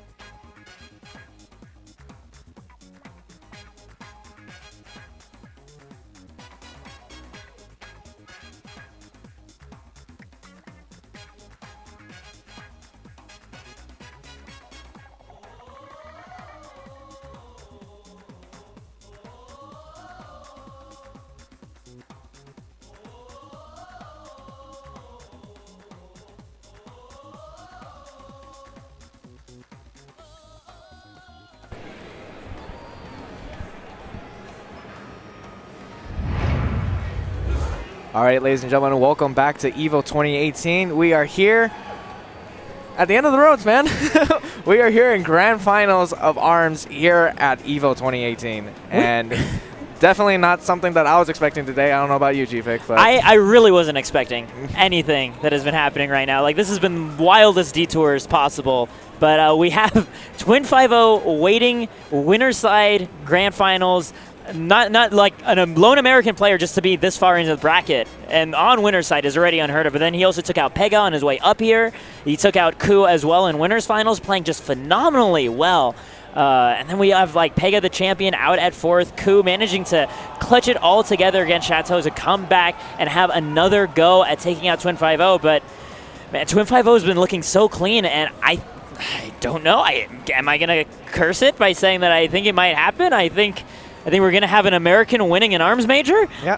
And I think this is also another storyline. It's just the battle between Milky Way Esports, one of the bigger ARMS teams as well, going against Detonation. You know, the powerhouses of ARMS so far in the esports teams.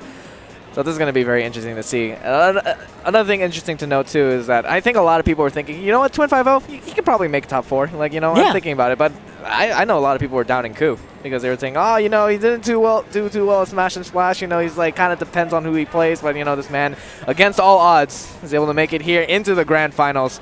We got potentially 2 sets coming at you guys, but it all depends if Twin 5-0 is just gonna clean up the mess Ku made right here, or if we're gonna have to continue with the war going on here. I think it's just so assuring for especially like newer players getting involved in ARMS, or like they hear like, oh man, Coil and Max Brass are so good, you got to be maining these guys, and you hear this top 4 lineup of a Coil, a Max Brass, and then a Lollapop and a Ninjara, and it's the Lola and Ninjara that survive. Yeah, so at the end of the day, guys, you know, you main the character that fits your hand the best. Yeah, and it's not even an ARMS thing either, because, for example, like a lot of people said, you know, the Tri-Blast and Nade, those are like one of the better ARMS, but, I mean, one guy's going with a Biffler and Ice Dragon. Ice Dragon, and another guy's going with, you know, like Tri-Blast and stuff like that, like the more standard stuff, but you see the variety coming in for these players here today. Yeah. So that's one of the beautiful things about ARMS is that you got all these options, you got a lot of stuff going on. I remember when we first started playing ARMS in the beginning of the scene, we didn't have a tournament mode where you could unlock every ARM. Yeah. So it was a pretty much hot debate. But you know what? Nintendo said, wait a minute. We can solve this debate for you. Let's just add a tournament mode. No ambiguity. This is how you're supposed to play. We'll call it tournament mode, and it has everything unlocked. Exactly. So yeah, but shout out to Nintendo for being so supportive of ARMS in general. You know, having these like different Grand Prix, open invitational, stuff like that, giving us updates, giving us like a bunch of like patches for the characters. They added 5 characters for free to this game. Like, that's just so crazy to think of that level of dev love for the community that's sprung up around it. And like, I know the lead designer, oh man, Yabuki. Yeah, Mr. Yabuki actually watches like the monthlies that happen in Japan himself and like commentates them. So, you know, they keep a very tight finger on the pulse of the community and reaches out and does what it needs to happen. There's some fantastic balance patching happening over this. It's only been a year. It's only been a little bit over a year. Oh, my God. Yeah, this game has grown extremely quickly, very fast. We already got a dedicated community. Like we said before, if you have not joined them yet, we can join them at ARMS Central. Be sure to just ask someone in the chat or just have someone message you for the Discord link. They'll welcome you with open arms. I did the pun for you this time around. I wasn't going to do it again. They already know that it's coming. It's not funny. But thank you. That means a lot that you're punning for me. Yeah, exactly. Yeah. But yeah, be sure to check them out. You may even have one in your local scene too. I mean, we got 2 players that came from St. Louis. They're very, very strong. So there might be an extremely strong scene there. SoCal Arms, of course, has themselves as well. Or you just look for a local streamer. You know, you got like people like Red and Guard. You got Pega. You know, they got all these big guys that love streaming ARMS and just being, you know, on the grind all the time. Yeah. I mean, it definitely has been paying out for most of these fellas being able to come out all the way this deep into this scary of a bracket, staying that warmed up. And the great thing is, like, as they're streaming, like, I've popped into Red and Guard stream, like, he's answered my questions. Yeah. You know, like, these guys are very open to anybody, any level of play. Again, I can't say it enough how fantastic this grassroots community really is. Like, you'll talk to one of the top players, and I'll be like, hey, you want to play? And he's like, yeah, come on. It's like everyone just loves playing the game. They love the opportunity to get to to play each other in person, because ARMS is a scene that has survived a lot over their online tournament scene, because the connections are relatively stable if you play with a LAN cable and stuff like that. Even some of the Nintendo Invitationals were done online, so there's that to consider. So hope you guys are enjoying ARMS so far. If you need even more convincing to try and join the ARMS scene, you got, I don't even know how many characters, all unique mechanics, just so many great things about them, and yeah, just creative designs all around. Yeah. Who's your favorite you pick? Oh, you already know it's Helix. Yeah, well, that was more of a question so that the audience would know. Well, but yeah, no, Helix and Gormagala, of course, my favorite player, just because of his very specific style of Helix play that he kind of innovated. And I remember hearing that, like, apparently some of the ARMS community was like, oh, this is just a gimmick. It was like, it's a gimmick. Why is he the only one that can make it work? And he can make it work at this high of a level, you know? Yeah, there's more under the surface here. It's just like so many players, we see them coming out with their own specific technology that seems to only come together for them. Right. It's a very big canvas, this game. So many brushes and even more colors. Exactly. Yeah, just the lore, everything about this game is is something that I absolutely love. Personally, I'm a big fan of Lollipop. You know, just a little clown trying to make their way in the world. You know, just lives on Candy Lane via Dulce, and just trying to figure out. You know, let's play some ARMS. I have these like springy thingies, so let's like get this underway. All right, so it looks like we're actually getting underway right now too. Yeah. The players are up here, having taken their much-deserved rest, especially for Ku, who has been playing non-stop, because this guy went from winners finals immediately into losers finals, and then would have had to play grand finals right afterwards. But luckily, we had ourselves a little bit of a break for him to catch his breath. And of course, you know, Twin50 needing to, of course, every single breath he can spare in terms of a sanctuary. It's going to go a long way with how much is riding on this next set for him. Yep. Yeah, of course, Twin50 is on winner's side, so Ku will need to take 2 best-of-5 sets to be able to take the tournament and the bigger chunk of the $1,000 pot bonus we have today. Shoutouts to the 2 people. I don't know if you're watching or where you are or what you're doing, but there are 2 people that pretty much donated $400 and $500 alone to get this pot bonus the way it is. Whoever you are and wherever you are, shoutouts to you guys. You guys are awesome. Thank you for supporting our community. They are true heroes, man. Yeah. There's no other word for it. But, I mean, thanks to them, we're having ourselves a fantastic fight for that lion's share. And they're looking like they're putting on their headsets, getting ready to go into it right now. First thumbs up thrown by Twin50. Yep. Ku has 2 sets of headsets. That's how ready he is. Wait, he actually changed the headset he's using. He was using his own personal headset. He's now using the other one. Yeah, I think it's the EVO official ones, if I recall correctly. Here we go, though. Lollipop, my favorite clown of all time, going against Ninjara. Let's see how this goes, folks. Once again, Buster Beach is the start of this. All right, just throwing out the Ice Dragon, just able to navigate around that. Yeah, just dodging the Ice Dragon very, very wisely. I'm waiting for Twin50 to throw out the sweeping motion of the Ice Dragon, try and catch him even on dash as well. But he just did it. Yeah, Ku's doing a good job, just jumped over it, very smart. And actually dodged the same blast twice in a row. All right, finally going to get hit by that. Yeah, I mean, it is doing a good job of locking down options, right? Because Ku is like forced to commit to still moving out of the way of it for the entire duration. And Twin50 is fine with that. He has a slight health lead. He's got himself a little bit of extra meter too.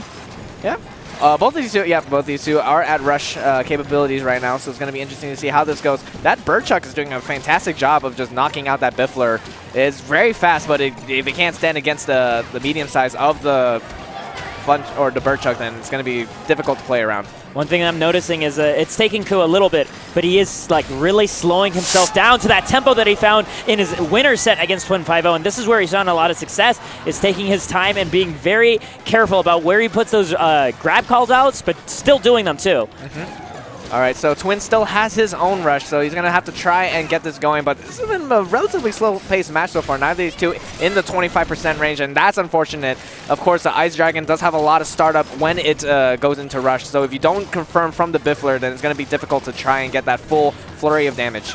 We have right now already the countdown starting, 7 seconds left, and these health so close, but it is Ku with the slightest of health leads. If he can keep it together for just a couple more seconds, and he does, taking the first round and with full rush to boot.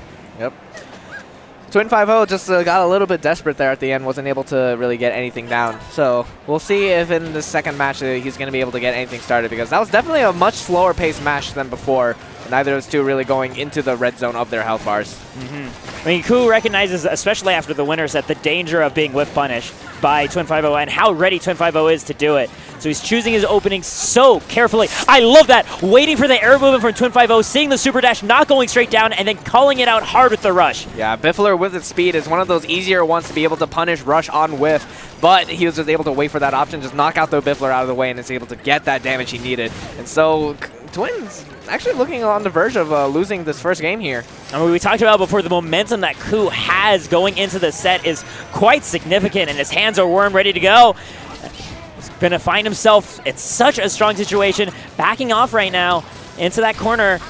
Goes for the grab there, but the Biffler is not able to get it. Wow, Ku's just waiting. He didn't even go for the punish there. He's very confident that he's going to be able to take this match, I feel. It's so dangerous, though. He had an opportunity. 1 pixel left for Twin5-0. All right, chip damage. Is that going to break it? Yes, it will. Just very smart awareness coming from Ku, knowing that, like, okay, if I do this at pretty much point blank, then I'm going to be able to break the arms, and I'm going to take away that sliver of health that he had left. And Ku takes that first game.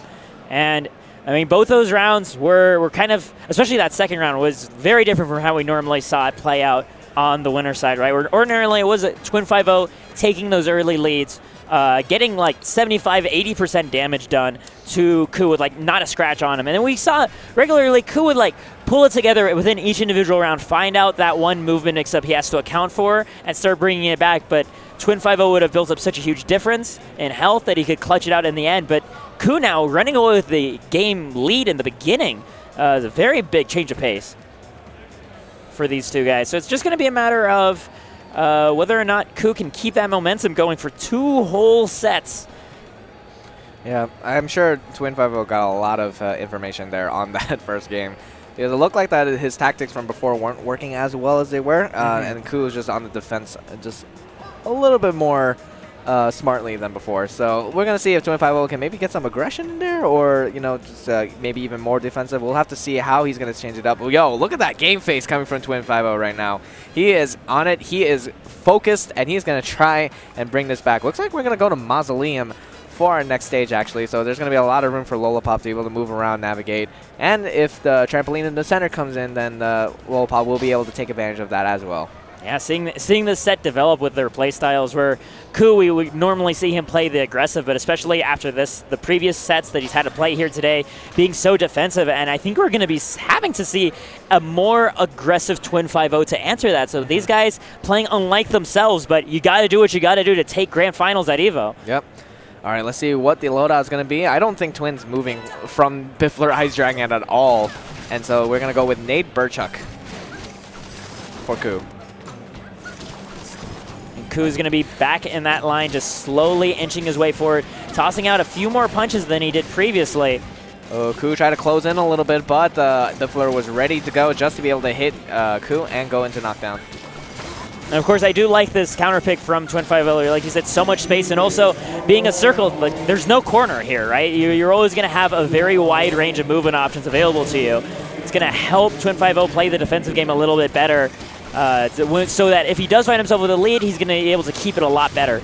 Ooh, the explosion coming from Nade, able to do about 50 damage. That is a danger too, is that if your arm gets hit while it is charged, it will explode in your face, and your opponent might be able to confirm into something because of that. Ooh, breaks the grab. You're able to get that rush, and continuing on to 325 damage. Twin5-0 looking a lot better on this stage than he was on Buster Beach. He just looks so comfortable when he has this lead, right? He can put up the wall that he's used to having. The question is, can he win in like the first 20 seconds to set this situation up? Yeah. Able to get that grab, caught him in pressure, and was able to get that first round relatively convincingly. Ku didn't get to play the game too much that time. Yeah. It's all, I think, between these two guys, at least on this stage, it's all in that first 10, 20 seconds. So Ku needs to think very careful about how he plays at the beginning of this round. Otherwise, he's going to be forced to try to come in on Twin5-0 on the same level, and that didn't work out too well. Ooh, just went in right in his face, and unfortunately the Biffler missed right there. And so Ku was able to get that rush in and just continue on that damage. Almost get half that life bar. And we see Ku now actually being able to have the luxury of backing off, right? Every single time he doesn't feel like things are working out, he just gets to move backwards because he's the one with the full health lead. Oh, interesting. It looked like he got hit by the nade, but the explosion didn't quite connect. Oh, okay, I see. He's blocking in the air when he's in that balloon mode, and then is able to stop the nade before he's able to do any damage. Makes sense, makes sense. And Ku right now, his play makes a lot of sense too, just keeping in the far back reaches of the stage. Actually working on a perfect right now too. I don't think he's been scratched yet. Yep. Not even chip damage, it looks like, actually. So we're going to have to see if Ku will be able to get anything to solidify the next round. It looks like Twin 5-0 is having a hard time really getting anything started so far. Yeah. Ku just playing to the clock, just saying, like, this is what you just did to me in this previous round. You got the lead, and then you held back, and I'm going to see if you have an answer for it yourself. Yeah. Having a really hard time getting things started. Like I said before, it's the Ice Dragons and the Biffler are not able to get anything, but finally catches the dash and goes in immediately. Doesn't force him to waste his rush for round 3. So let's see if Twin 5-0, that was just a strategic decision to try and get the lead here on round 3. Yeah, trying to bait that out because, I mean, getting that early lead means so much. We saw that between both of those previous rounds. So starting off with Rush, that could be a 200 health lead right off the bat. Right now, he's looking for it, so aggressive in his face, hoping to bait out the right thing to punish, but Ku avoids the entire rush.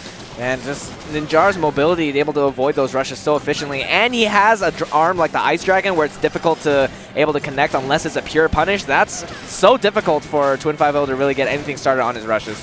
It's essentially all on the Biffler, right? Yeah.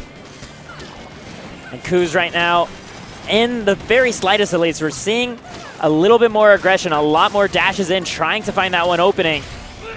And you can see Twin 5-0, he's trying to find the dash mix-ups after his shield dash where he can get either a Biffler on the left or the right. He's mixing it up really well, but Ku is mixing up his defense even better. Yeah. I do like, too, when Ku realized that his rush hit the shield, he took some time during that rush flurry to dash backwards. He's like, I am now the defender, so I need to build up this space while I can find it. Yeah, there we go. That's what we needed, the Biffler into the rush, and before they land, just to get an extra 20 damage. It won't be able to kill, but still, it's extra damage that you may have needed earlier, so just to get all the damage you can. Twin 5-0 hoping to find something right now, but it's actually Ku who's still looking for this aggression. Actually, Twin, yeah, has the health lead, never mind. Yeah, finally Twin 5-0 able to get something started.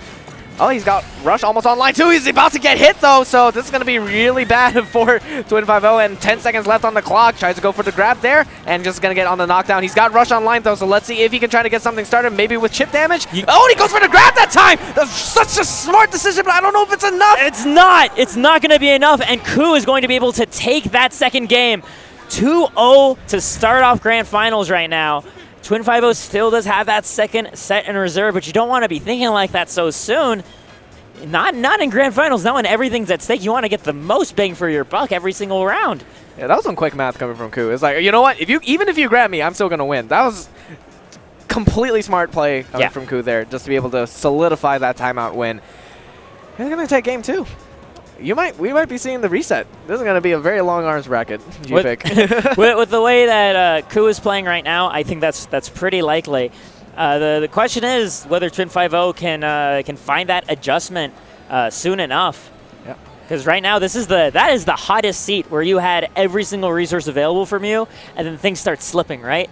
That's when things start getting really scary. When you have all the nerves, all the reasons in the world to be nervous, rather. But keeping your composure and playing as clean as possible despite everything that's happening. I mean, every single question is now for Twin 5-0 to answer, because Ku's knocking. Alrighty, it looks like we're going to Via Dulce, also known as Candy Lane. It's kind of funny when they were talking about the Japanese players. Yeah. I believe their translation is just directly Candy Lane, but for us it turns into French. It's like the road of candy for in French, I believe. So it was just like another layer of translation that they had to go through. But here we go, a stage with basically just corners, and I'm not talking about a square. I'm talking about a Tetris block. Yeah, it's the L shape, not the L shape, the Z shape, the one that breaks your game eventually. Yeah, exactly.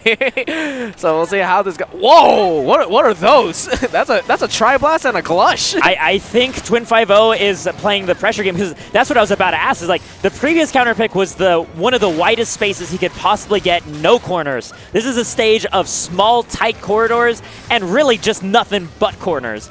So Twin 5-0 Twin50 is completely flipping the script right now, essentially probing Ku for a weakness, saying, all right, you can handle open space as well. How do you do when the pressure is on? When your teleport can get stuffed hard with these big, juicy arms. Yeah, and why not? He's down a game, or he's down 2 games, rather, on the first set. Might as well try out this arm set, see if the loadout will be enough to be able to take out Ku, because this is definitely looks very experimental for Twin50.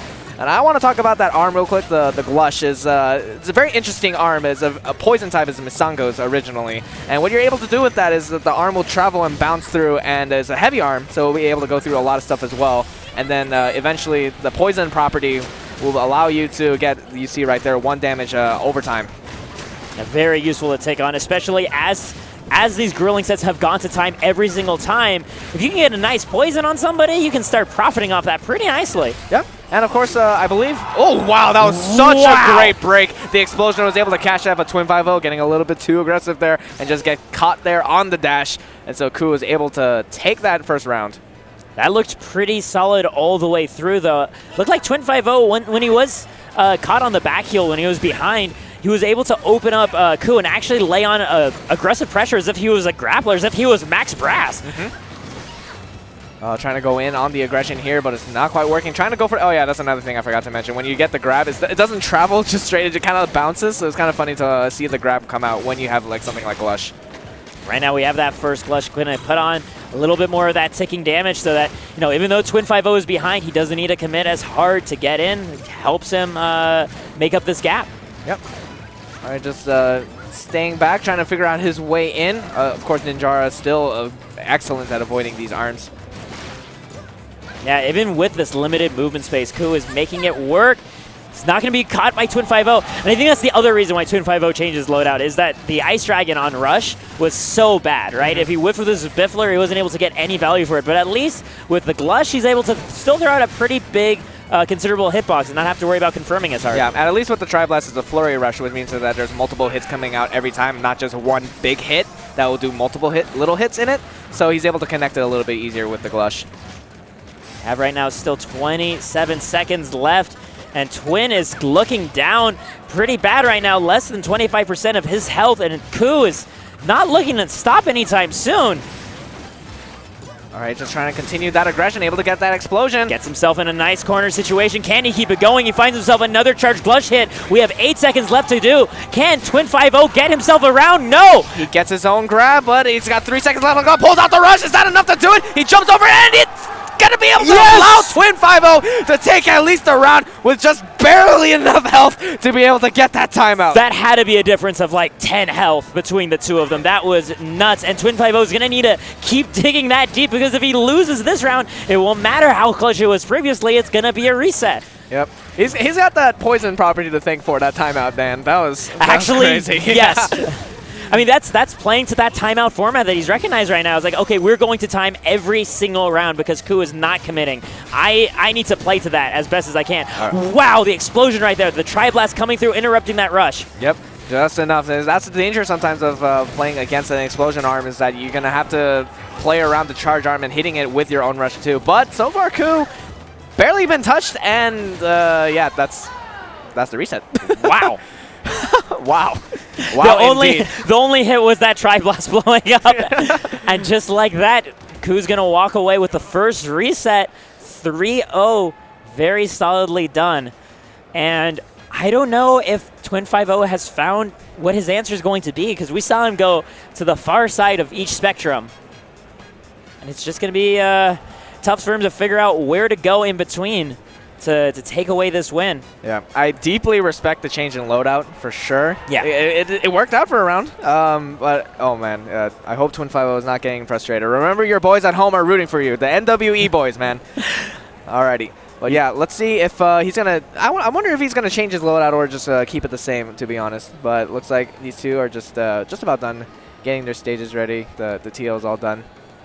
I could see him going back to his original loadout just because the first game is going to be again on a neutral stage. And I could see him wanting to just have a more open-ended way of handling the normal playing field of like Buster Beach. Yeah. Well, we're going to Mausoleum for the first round, so we'll see how it goes. Ku doing a really great job of keeping his composure so far. And just adjusting his I mean, he's got his sound actually plugged into the game, so I guess he was just checking his Twitter. Yeah. As you do. Yeah. It was like tweet. It was. Am I trending? Yeah. Alrighty. Okay, it goes back to the original loadout. Looks like. Yep. So we're gonna go Biffler, Ice Dragon again, and the Nade Birdchuck. Let's see how this goes, everybody. Iverso's again with Ku with a opening at the beginning, but both of them trading blows to start off. This is it. Everything is now on the set. Twin 5. Oh, that grab from the entire stage, and Ku just kind of whoops. I guess I got grabbed. That is bold, man. That's gonna get in his head. Yeah. Oh man, that was crazy. Okay, here we go. Cautionary sign comes up. That means a little bit of shield pressure coming in. The arm might break if he's able to apply a little bit more pressure. Nope, he's just able to heal just in time. Both these two almost have rush online. Ku just got his. Twin 5-0 is probably a couple more punches or a couple dashes away from being able to get his rush as well. Yep, there it is.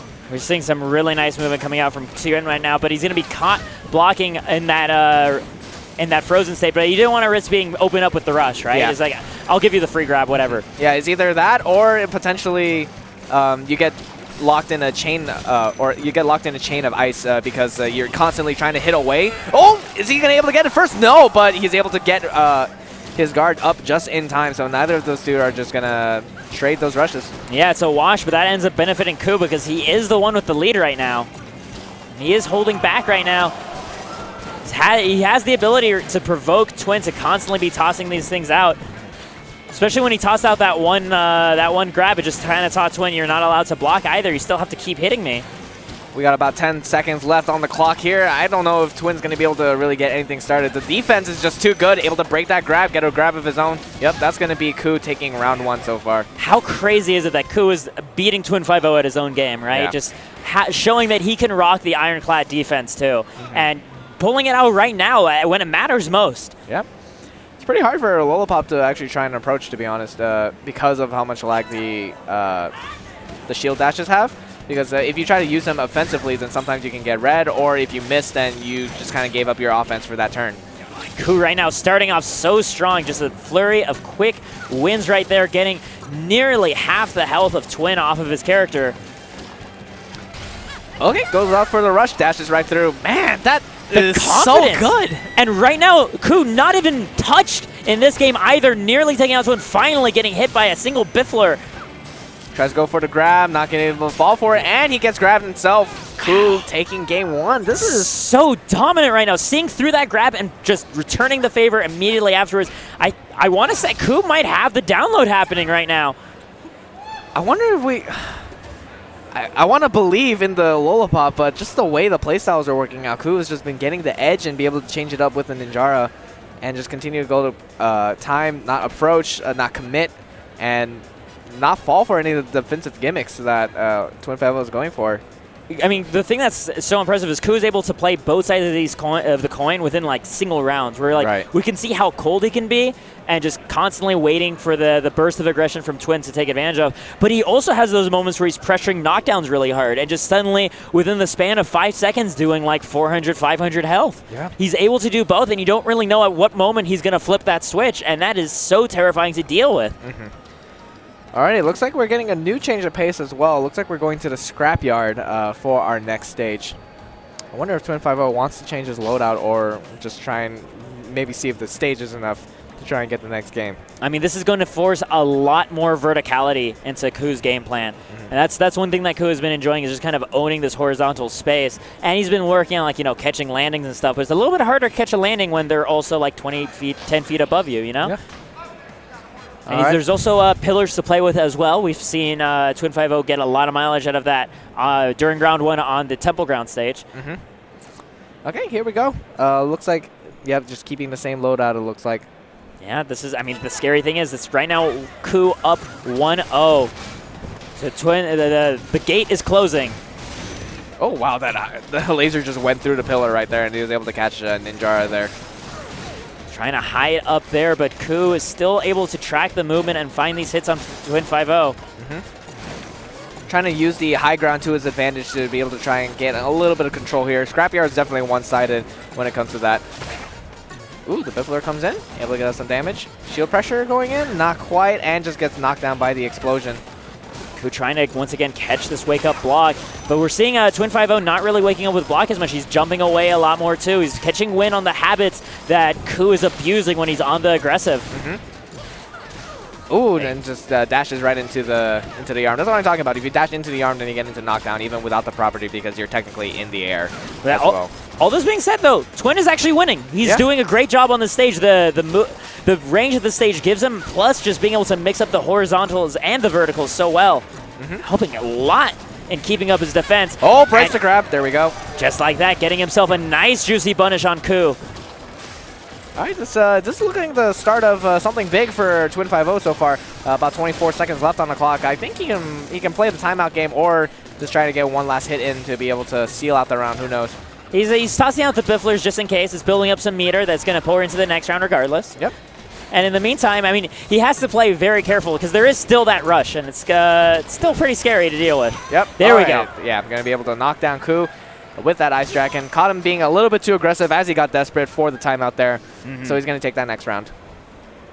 Still only at half of his meter, though. But the way he was playing at defense, I don't think that's really going to hurt him that much. He was doing such a good job seeing through the grab attempts and just juking and weaving on that upper little like plateau. All right, the Bifflers just barely missing their mark so far. Trying to make his way in, but the Birdchug's able to get that freeze in and just knock him down. Twin is keeping it calm up there, not able to find any hits on Ku. It's like Ku's turn to show off his own movement. Twin just still looking for us, finally finds a hit. Ku is, I mean, he's a ninja, man. He's so hard to pin down. Yeah, it's the mobility is just absolutely stunning coming from Ku. All right, finally able to get some damage. Oh, but just gets immediately caught by the nade there. That's unfortunate. Does so much damage. It's funny because even though it's just one punch, the way they play this game, like that one punch means a lot in the grand scheme of things. It absolutely does, man, because we're already halfway past the timer. And the way Ku is like playing, the fact that he adjusted to this stage and strategy just within a round, and able to make it this close. Wow, he was finally able to get that rush. Actually caught the dash that time around. Kind of a risky move there, too, because I thought that maybe he was going to be able to pull out grab in time, but he just went for it, man, and he was able to solidify a lead here. Yeah, that's so good for Twin, considering how he was able to leverage it previously, but this rush is going to put a hamper on that. He's got a lot less margin of error to work with. Twin is still sticking up to that balcony, though, refusing to come down. You saw the lip of the ledge kind of mess up Ku's rush there a little bit. Sometimes the arms, they won't hit their opponent, and it'll hit the lip of the stage instead. We got 5 seconds. Why I thought it was very smart for him to be there. Is that going to make the difference? No, just still slightly too much health, and Twin knows it. He jumps back away from that grab, and that's going to give him his first game right now. He needed that so badly. After being 3-0'd in the first set, finally putting yourself back on the board saying, no, I can keep up with you. I am not letting you take this first place away from me. Not now. Man, the stamina these two have to be facing right now is not even just like a quick set and then a reset. It's like a long, grueling set and then another long, grueling set. Yes. Like these guys are playing it to the time so much. It's grind finals, man. Grind finals. Yeah. I like that. Okay, everybody, we're calling it grind finals. Okay, I was worried you were going to hit me. I was just like, you can't hit me. We're not the combatants, but... All right. Okay, good. Okay, man. But still, though, like I said, though, the amount of mental capacity you need to be able to continuously play these timeouts, and especially in the last 5 seconds of every match, that's always the most stressful, because what if your defense cracks, and what if that camping, and what if that defensive play was for nothing, you know? The thing that's also important to remember is when it comes to counterpick advantage, this all is going to be falling on Ku's feet, right? Because he's going to get his counterpick, and he's probably going to do very well there. And if they were to trade back and forth counterpick, then Ku wins. Like, Twin 5-0 needs to actually dig deep and really pull a full reversal and take that counterpick advantage away. Otherwise, he's still behind in this set. Even though the score says 1-1, he is behind right now. Yeah. He's gotta pull himself forward and try and get that advantage so that he can get the counterpick advantage too, because it looks like the stage has been very important for these two and like their play styles and how they take advantage of the surroundings, etc. So I'm assuming Ku is going to go to Temple Ground because he's gone to Temple Ground every single time he's had a choice. Yeah, maybe. I don't blame him. I love that stage. I'm surprised there's no like DSR in the arms, or either that or they're just demoing. And for those of you that may not be in the other scenes, DSR is just like if you win on a stage, then you can't go back to that stage for the next round. Yeah. But who knows?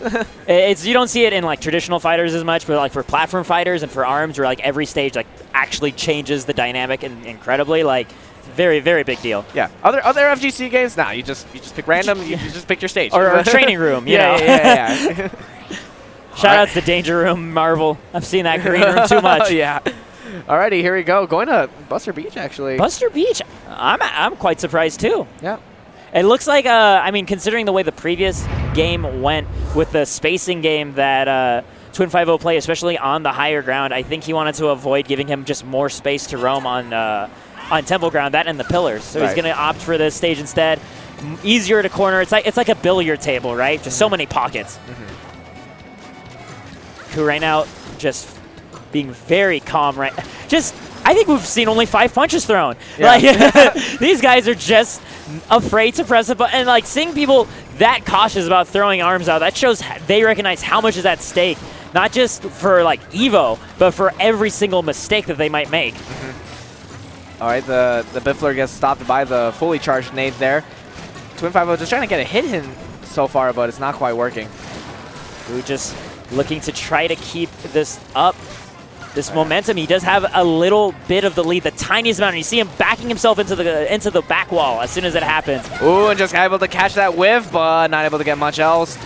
Oh, but he was able to get that knockdown with the Biffler, so he's able to get something at least, but not as much as he hoped for, I'm sure. Oh, man. That was so brave of Twin 5-0 to keep his shield up, because in those situations, that's when Ku likes to grab. Oh, man, it just barely avoided that rush, able to dash away and pull out the shield just in time. That was a really big break for Twin 5-0.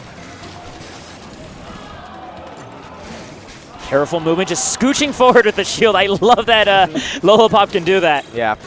This can slowly inch their way forward and then dash immediately if they try to go for the grab, man. And that's been working out every single time. It looks like he might be threatened. He jukes his way around, but still trying to close his gap. I mean, he's going to make it have to count, though. Only 7 seconds left. The rush being tossed out. And just that, the one little bop, but just that tiny little boop is going to give him the health lead he needs. And that's going to be the first round going to Twin 5-0. Wow, that was the clutchest rush I've ever seen in my life. Just one hit.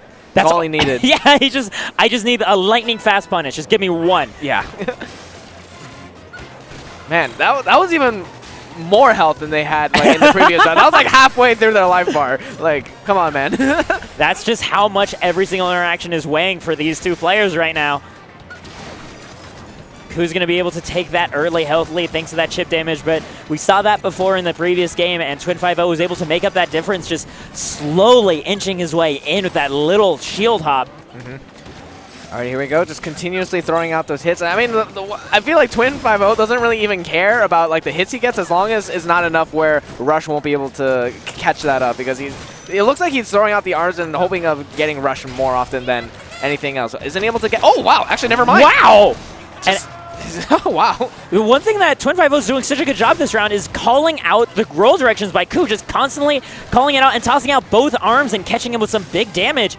And because of that, he's found himself at a pretty nice lead, about 250, 300 health. Just like that, once again, another great juke. Twin 5-0 finding his rhythm. What a time to find it, too. After losing 4 games in a row, now on the verge of taking his second game. Yep. Oh, just going to dash away. Not able enough to take the guard up in time. But the explosion misses, so he's going to be able to stand, but he gets grabbed immediately after. 20 seconds left on the clock, but he's got Rush online too. He's going to probably try and not use it first, and there we go. Twin 5-0 takes it 2-0.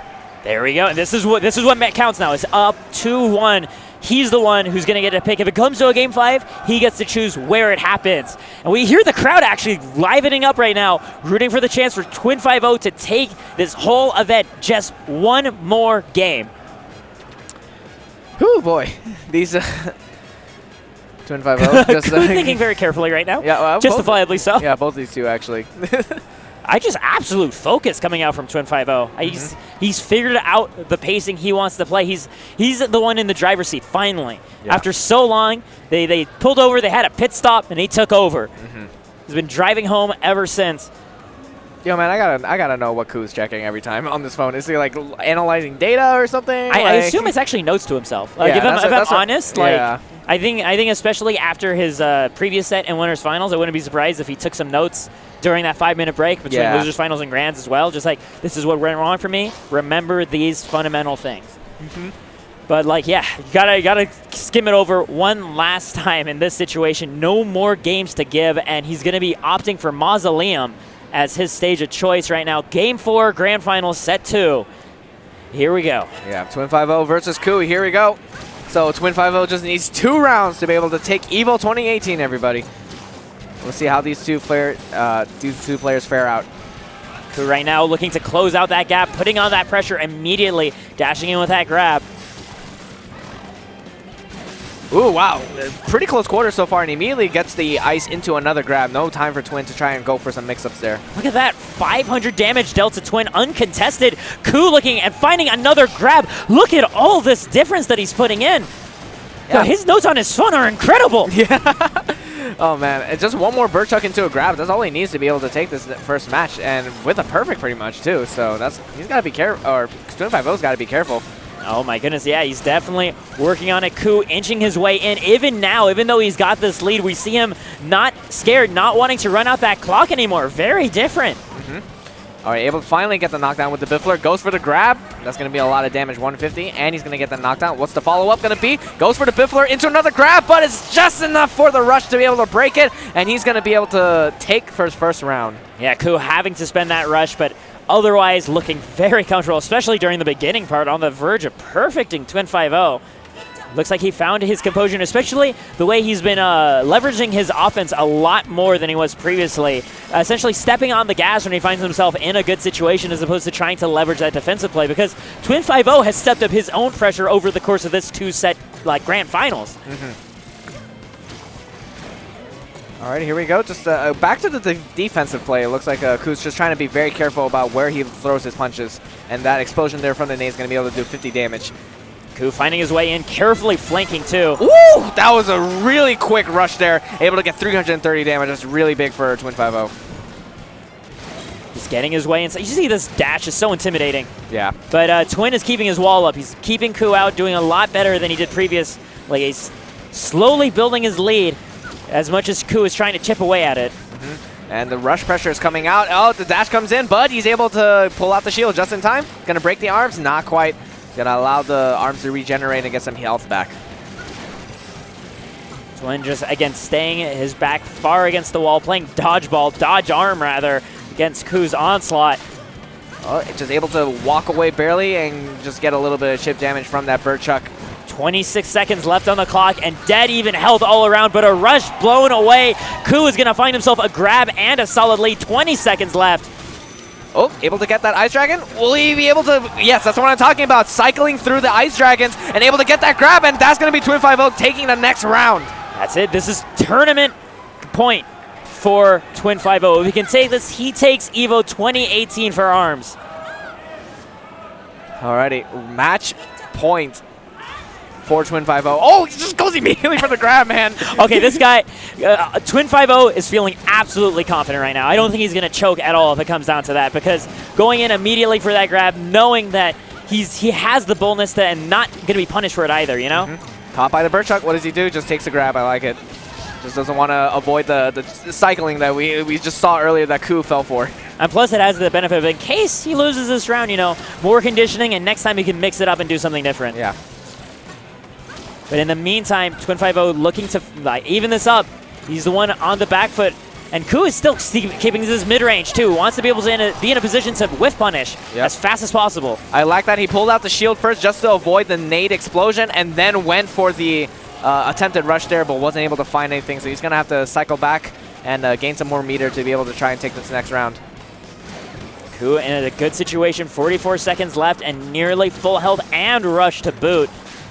Yeah, Ku's just content to throw out that bird chuck and just make it so that it's very difficult for Twin 5-0 to really throw out that Biffler and get damage, because the 2 medium arms are going to beat out the light arm every time. The one thing I've noticed that's helping Ku so much in this game is that a lot of times he starts leaning into the right side of Twin 5-0, which is the Ice Dragon side, so that when that whiffs, it's wide open for a hit as a whiff punish. What's the attempted punish? He's just going for the Biffler, but he's not able to find the pokes he needs. 13 seconds, and just like that, the rush stuffed. Ku's putting himself in a great position to move on to a Game 5. And that's going to be it, yeah, absolutely. Goes for the grab. There's nothing that Twin 5-0 can really do about it. This is it. It's going to be going to the final game. It's going to be now up to Twin 5-0 to pick the last stage. The final stage we're going to see here for ARMS at EVO. Alrighty, what's the stage pick going to be? I'm trying to read their lips. I just want to know, man. This is so intense, and I just want to get to the end of the story, man, because this is absolutely crazy. Yeah. Game 5. Reset. I think this is game 15, right? Oh, across both of their sets? No. Yeah, it would be game 12. Like 12, right? Yeah, game 12 of these two guys having to fight each other relentlessly. And it all comes down to this $1,000 pot bonus plus the, $400, $440 from the actual entrance itself. Not to mention, I mean, that's just the money. You know, these guys they're competitors. They want the title. It's a pride. It's a pride, man. I not only beat Pega, I took the tournament. That's for Twin 5-0. And meanwhile, Ku, who's been pouring his heart and soul into this game, traveling thousands of miles, just constantly grinding away, having the chance to take the biggest title of them all. There's nothing bigger than this. This is the time. This is the do or die moment for both of these guys, and they're ready to do or die. They both brush their hair away at the same moment too.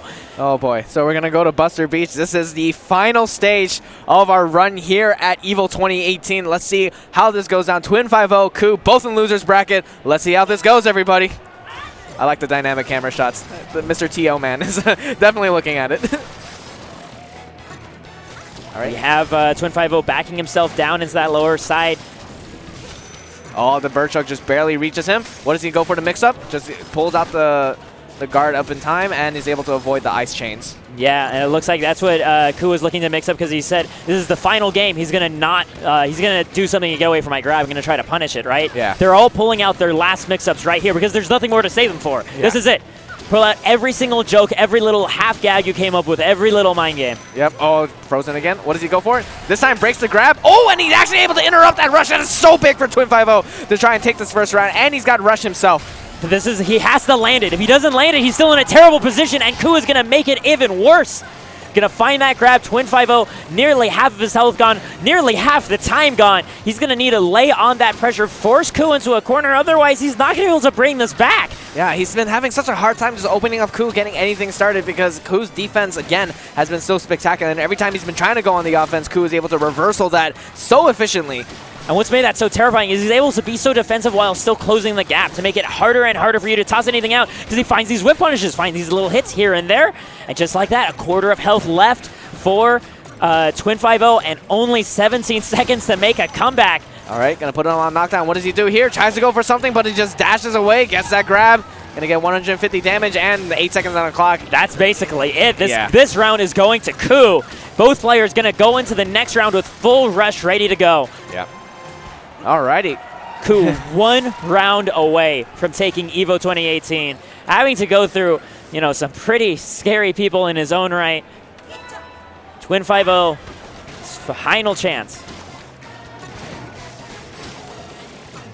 Once again, forced to that back wall, playing this defense against the pressure that Ku is laying on. But Twin 5-0 is slowly inching his way forward with that shield up, with that tiny little balloon hop. Yeah, he tries to do a timing mix-up there. Looked like he just stayed in shield a little bit longer, trying to mix it up. Oh, finally going to get that ice. Dashes away in the grab. Yeah, he dashes away as he grabs too. That made it a little bit easier for Ku to react. So Ku's going to find his opening, once again, putting himself on a lead. A tiny one, but, I mean, we've seen these things snowball before. Oh, and the explosion is able to knock down. He's going to back away. Perfect dodge of the Bifflers. And again, using that bird check to get through it, but the rush is going to put a stop to that. Yeah, 330 damage. That's really big for Twin 5-0. Ku has his own rush, so as long as he can avoid that, then he can try to take this next round. Ooh, and gets another knockdown. That's really big for Twin 5-0. Goes for a full range grab, even when his opponent has rush. This man is playing all of the cards here. And just like that, can he get out of the way? He puts up the shield just in time. This leverages the damage. Gonna be grabbed for it, but that's okay. 36 seconds left to go. Still a strong lead for Twin. If he can just keep this momentum rolling along, the Bifflers are helping him get that job done. Yeah, and he's got the rush. He's gonna want to save that for the next round. Gets the Ice Dragon hit again, and we're probably gonna go to a last round, but this is ARMS. Anything can happen, so I don't want to call any shots so far. It's 15 seconds left. At this point, it is undoable for Ku, I think. He'd have to build up rush and then land it flawlessly right now. Actually, he might be able to do it. This is really big. He's got to be really careful. About 4 seconds left on the clock. 3, 2, he whips it 1. down, but he's going to get the landing, and he's not going to get the grab. It does not count. It is, and Ku takes it. And just like that, Ku is your EVO 2018 ARMS champion. He pops out of his seat, being able to take that just on the cusp, right when it looked like it was going to be forced to go to the final hit. Ku doing a fantastic job. Twin 5-0 coming so close in his own right, putting up a fantastic fight in that final set between these two guys. But Japan rushes the stage immediately to Ku's side. We do have America actually coming up to Twin 5-0. Giving him the props for the fantastic work he did here as well. Got to give props to both these players, man. That was an absolutely insane grand finals. I could not have wished for anything better. Just a slow stand-up when Ku realizes that he's taken the tournament. Yeah, Ku is your new ARMS at EVO champion. Yeah, he's maybe the new target. This is definitely the start of something different, man. This is the biggest possible event, most prestigious event. And then being able to take it over Pega, over the people that took Pega out, you know, being able to keep your composure through 4 sets in a row. Just fantastic stuff by Ku, and all the adjustments he had to make along the way against all of these opponents. Yeah. Really incredible stuff. And this is one of the biggest ARMS tournaments we've had so far. We've had talent like Resolve, Gormagala, Twin 5-0, the Detonation Boys. You know, there's so much going down here at this tournament. There's so much going on, but it's been an absolute wild ride, and I was so happy, and it's been an honor to be able to commentate ARMS 2018 for you guys here. I'm looking forward to seeing what happens for ARMS from here, man. Like if this is the taste for what's to come in year 2, like this is gonna be a very, very fun game to follow in the future, and I'm looking forward to it. Yeah. Hope you guys enjoyed the casting, but I think that's gonna close out the tournament here today for ARMS. Be sure to check out the rest of the events that are coming up later tonight, and be sure to check out the other 6 EVO streams we have, because we got a lot of games, we got a lot of fighting going on this weekend, so hope you guys stick around for it. I've been Sedge. I'm G-Pick. All right, hope you guys enjoy the rest of the show. Saturday, August 11th, Body Count Fighting returns with a series of exhibition matches in Dragon Ball Fighters, That was sick. Street Fighter V, and Tekken 7. Featuring a Dragon Ball Fighters title match between NLBC rivals Hook Gang God and To Kill Sage. Then, Joey Fury returns to defend his Tekken 7 championship belt in a title match against Wade Gamble. Oh no! And while Smug is on vacation with the championship belt, 8 of the best players in Street Fighter V will enter the ring to prove they should be the next BCF title contender. Who will win? Watch Body Count Fighting 7 on Saturday, August 11th on twitch.tv/BC Fighting at 5 p.m. Pacific to find out.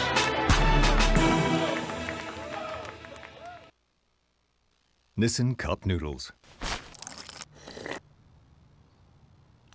Oh, look at my